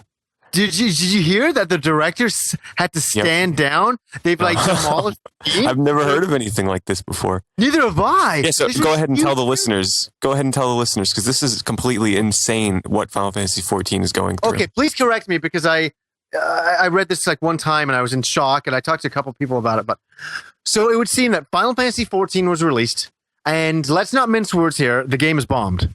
The game has not done well, and nobody. It's so bad that they're giving people free months back to back to back. People that bought the game on launch have not had to pay for a month because the game is that big of a letdown. Yeah, The developers admit that the game is not fun, and they're not charging people for the game until they get it fixed. So the big news that happened is, and this I've never heard of this happening before. Not like this. Not for such a big company like Square Enix. It's just unbelievable that the director has stood down. Has he got fired, hasn't he? I think something like I think he that. got They fired. basically replaced him. Yeah, he's left the company. His development team that created this have been completely annihilated. They're bringing in more people who worked on Final Fantasy 11 and some of their other big games. But my question is to you guys: why didn't they do this to begin with? This is Square Enix. Why wouldn't they bring in the big talent to begin with? Why? I think here's the thing. Yeah. They rushed the game. It's not so much the developers' faults. They just didn't have the proper time to finish their game. They were forced to get it out in time for the holidays. They should never release games like that, and especially not an MMO. Because I think that some of the shit that they put in this game doesn't make any sense. Now, what was it? They have a level cap per day for how much experience you can get? Yeah, because they want you to be ridiculous is that? diverse with the characters you level up, so you can't just stick with one character class and just level up on that like 10 hours a day. They put a cap on the experience you can get per class, like per That's day and stuff. stupid. There's no That's a auction killer, house right? currently. No auction house. What? No. Well, how do you get your weapons? You just go in and buy them? That's it? Some crazy method where you basically have to go into from what I've heard, you go into this big area where there's different rooms and people there's different vendors and you have to talk to each one and each one carries different stuff and it's just a big mess. Embarrassing. The game, so basically what's happening is the game is a huge embarrassment for Square Enix. This is the bottom line. And what can you do? You've released the game. The game is a disaster. Okay, but the game is out there. What's the point of firing the director and redoing the development team? What can they do now? The game's already out there. What are they going to say? Oh, sorry, guys, mail it back in. We'll mail you the real game now. I just don't understand this. It's so wild. Here's the thing. The PS3 version was supposed to come out in March. They've delayed it indefinitely, which could actually mean that game is permanently canceled. It's delayed indefinitely, so they have no release date planned for it. So if Final Fantasy 14 doesn't take off, it might never see a release on the PS3 if they just can't get it right. This is such a big company that and this is the difference from the old Square. I'm just gonna say Square days that I remember. I remember every game that Square used every game they used to release used to be gold. Like Iron Hand and Secret of Mana. I'm part of the good old days. And then the weird times came, and what I think that came with like Final Fantasy X. It started to go a different direction, a really different When the direction. PS2 came around, when the Bouncer came out, which I'm a big fan of the Bouncer, but that's where it all started. Yeah. You know, people saw Squaresoft on there, and they see a Final Fantasy looking character, and it comes out, and it's a beat 'em up brawler. You know, everybody's like, "What the hell is this?" And that's where it kind of started going down. And then they merged. More girly man characters, and what was what was the last game that came out with the Squaresoft brand on it? No, nothing. Not that I know of. It's all No, I Square mean- Enix. No, I mean, what was the last game? Oh, Jesus. You're pushing it for me. I can't think. Probably PS2? Was that? Yeah, it would be. It has to be like what Final Fantasy? It's probably 11? Maybe 11? 10? 11? I think 10 and 11 were nearly the last. Hey, if any of our listeners are out there, please correct us. We love being corrected. It's not a big deal. No, isn't Square Enix? They're making the new Tomb Raider game, aren't they? Yeah. Which is A gonna be kinda reboot. different. It's gonna be kind of different for them to make that kind of style of game, isn't it? It's gonna be kind of Well, weird. don't forget they might. Are they developing it or publishing it? I'm not sure. I don't know. I'm not sure. So So what I'm talking about is that, like, we went. I would really class that as Square as a company that really used to listen to its fans and create games for its fans. And now they create games for a demographic and a money value, which all companies, I understand, they have to make money. This is not about that, but I think they've gotten so lost within this company that they released a disaster like Final Fantasy XIV. It just seems like nobody saw this coming. It wasn't even about creating a fun game that people liked. They didn't grab a whole bunch of guys that play MMOs and say, "Guys, what do you like about MMOs?" Okay, we'll write this down. And he didn't say, "Well, we don't like leveling up every day. We hate that. So put a level cap on it." Forget it. They did. I don't know what they were thinking making this game. I'm so sad, and I think why I'm so angry about it is because I was so excited about it, and I was at PAX. I was at PAX with Gamester, and I videotaped all the games playing on the PS2 there, and then me and Pete have been talking about how we want to start our own clan in Final Fantasy, and we got really stoked about it. And for this game to turn out to be a bona fide disaster is really sad. I'm really mad about it. I'm really gutted. I love Final Fantasy. It's an unfinished game, and they've kind of dug their grave because I'm really scared for the future of the game. Because think about this: they're not getting paid by all their monthly subscribers, and I'm sure the game's not selling that well. No. And it's probably costing them a lot of money to kind of do this restructuring and keep the game running. So, honestly, I wouldn't be surprised if 14 is dead within a year. Oh yeah, like they shut down the servers. And for a company like Square to do this, it's so embarrassing. You never get a second chance to do this. That's why I'm kind of curious. I want to play the game. I was really anticipating it, even if it's god awful. I want to experience it while I can. Hey, Pete, please do, and it's free. Tell us about. I want to hear about it. Well, I played the game before, but that was I could barely run it. Even on lowest settings, it's a really intense game on your machine. That's for sure. So I've played it. I've played with some of the mechanics. I'll admit it seemed okay to me. It didn't seem anything really like Final Fantasy 11 in terms of the gameplay, but I'm curious to play it, the way it was meant to be played on a machine that can handle it. So it's fun. Oh, you have your supercomputer now, don't you? Well, I'm getting that Christmas, yeah. Christmas time, yeah. Jeez, let us know. Yeah, so really sad news. I'm bummed. I'm really bummed out about Final Fantasy XIV because I remember when they did the conference, the Microsoft conference, and they said, "Oh, we got one more." Oh, sorry, the PlayStation 3 conference. They're like, "We have one more game to talk about, Final Fantasy XIV," and the audience went, "Oh my God, what are you talking about? You're just releasing Final Fantasy 13, and you're talking about." An exclusive 14. And when that online logo came on, I actually got a little bit of shivers. I'm like, oh, yes. Yeah, you got shivers, and 95% of the other people watching that were like, what the fuck? Holy shit, that sucks. I know a lot of people got upset when it's not a one-player game. They always get pissed off about that. All the Final Fantasy 11 players are like, hell yeah. Yeah, I was stoked. And yeah, so anyway, sorry. Sad news indeed. Sad news indeed. Well, in better news, a new expansion came out for Final Fantasy 11, or it's coming out soon. It'll probably be out by the time people listen to this, but I can't let it draw me back into that game. That's for damn sure. What was the new expansion about? Well, they're increasing the level cap and God knows what else. What's it at now? 85. No, You'd think sorry. I 100 think it's would gonna be- no, it's gonna go up to 90. I'm sorry. It's at 85 now. It's going up to 90. Yeah. And new lands and The new game is goals. not. The game is borderline broken now, honestly, because I was playing when they increased the level cap to 80. Yeah. And the new mechanics they have in that game, it's unbelievable. Like the days in this is for the old school Final Fantasy 11 players. Basically, everybody else won't really care, but That's me. you can remember back, Valkyrie Dunes and getting together your party of 6 members and waiting hours and Oh, just hours, yeah. piecing together your 6-man party. That was part of almost the fun of Final Fantasy 11. Yeah. Those are gone. There's no more. There's almost no more 6-man parties. It's all about alliance battles. Like you group up into alliances of 18 people, and you just slaughter enemies, and you make like 50,000 experience an hour. You can take a job from level 1 to 75 in a couple of days. Well, I remember making alliances with people and doing these big, long Yep. raids kinds of things. Those are a lot of fun, but you only did that once in a while. Well, now that's the way of leveling because the new areas they introduced, it's you basically group up into alliances, and the object is to kill enemies as fast as you can, and you get experience chains and all that stuff. Oh, So yeah. I can. it's a totally different game. That's weird. That doesn't even sound like Final Fantasy 11 anymore. It's changed, but they had to change that game. It was getting to the point where it was just Boring. they had to do something, and a lot of people like the change, so I think they made the right decision. Damn you, Final Fantasy 14. Damn it. Yeah, that's a bummer.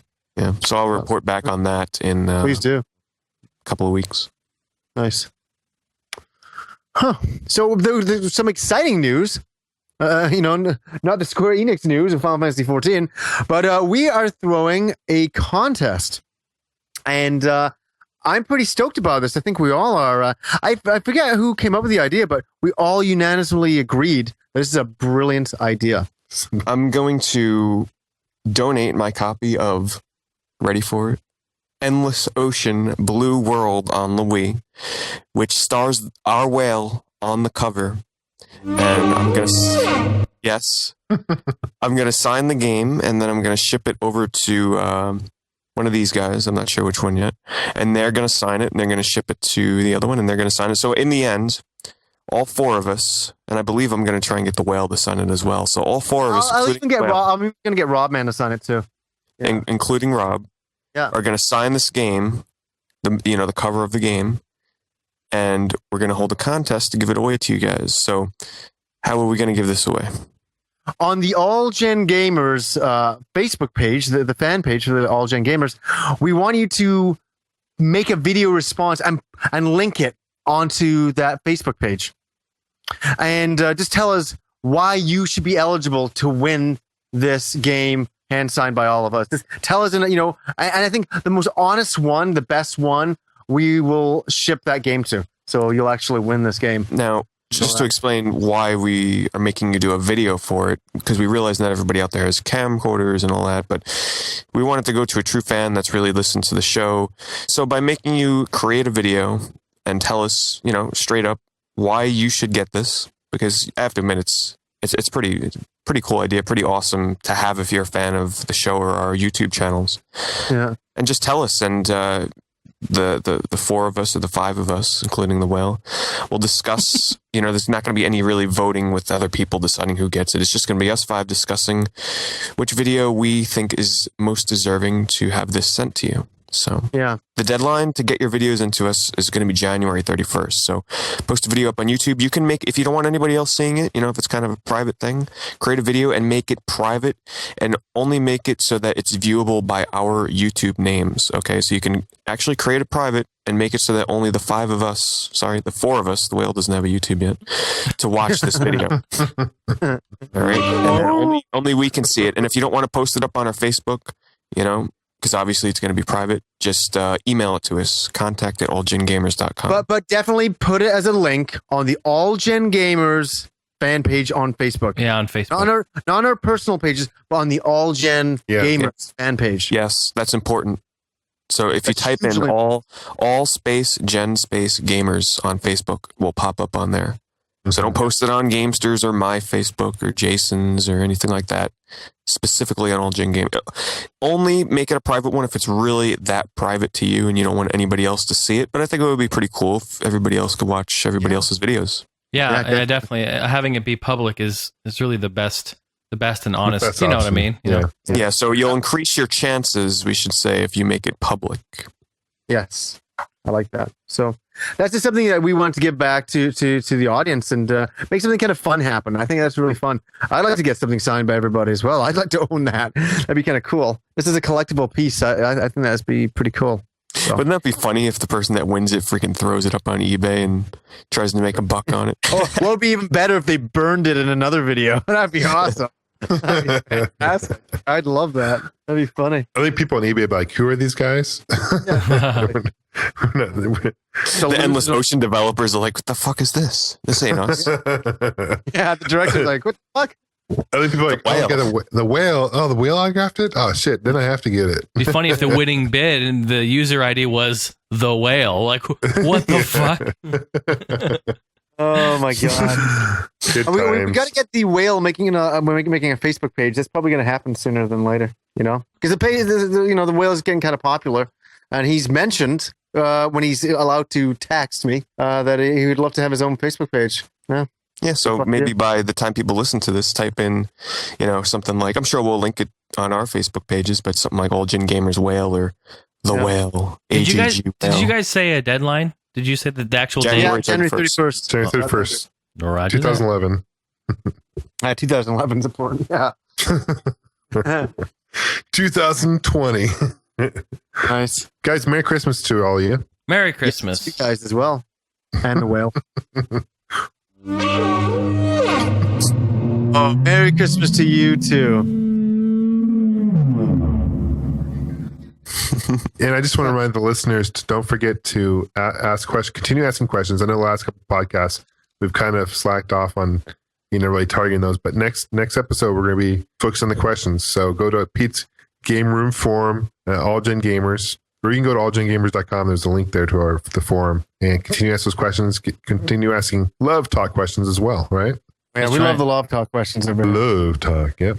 Send in them audio questions. We'll get to them. Just audio questions as well. 20 love talk questions for Johnny from the same person. Oh my god. Yeah. There's some obsessors out there, Johnny. They want to know everything about you. Nice. Like, I'll give them all the answers. Can they handle the truth? You can't handle the truth. Nice. Yeah, anyways, guys, to everybody who listens, Merry Christmas. I hope you guys get everything that you want and then some more. Absolutely. Well said.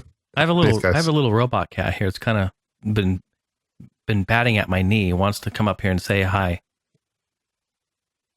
Can I let him come up, say hi? Yeah, definitely. For sure. What's that? Oh, he wants to sing. Oh, you want to sing something? No way. What? You guys, he wants to come up here and wants to sing a little song. Is that okay? Can he do that? It's fine. Sure. All right. Yeah, come on up. All right.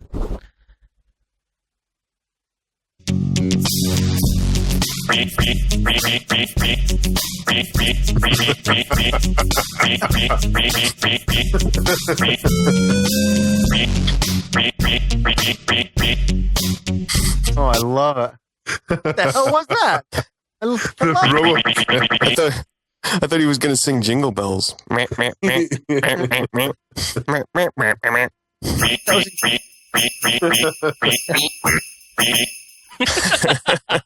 That is amazing. Merry Christmas, everybody. Merry Christmas to you guys. And happy holidays to people that don't celebrate Christmas. Yeah, Hanukkah, Kwanzaa, Festivus, to the best of us. Love Festivus. Satanus, for those cult lovers out there. Satanus.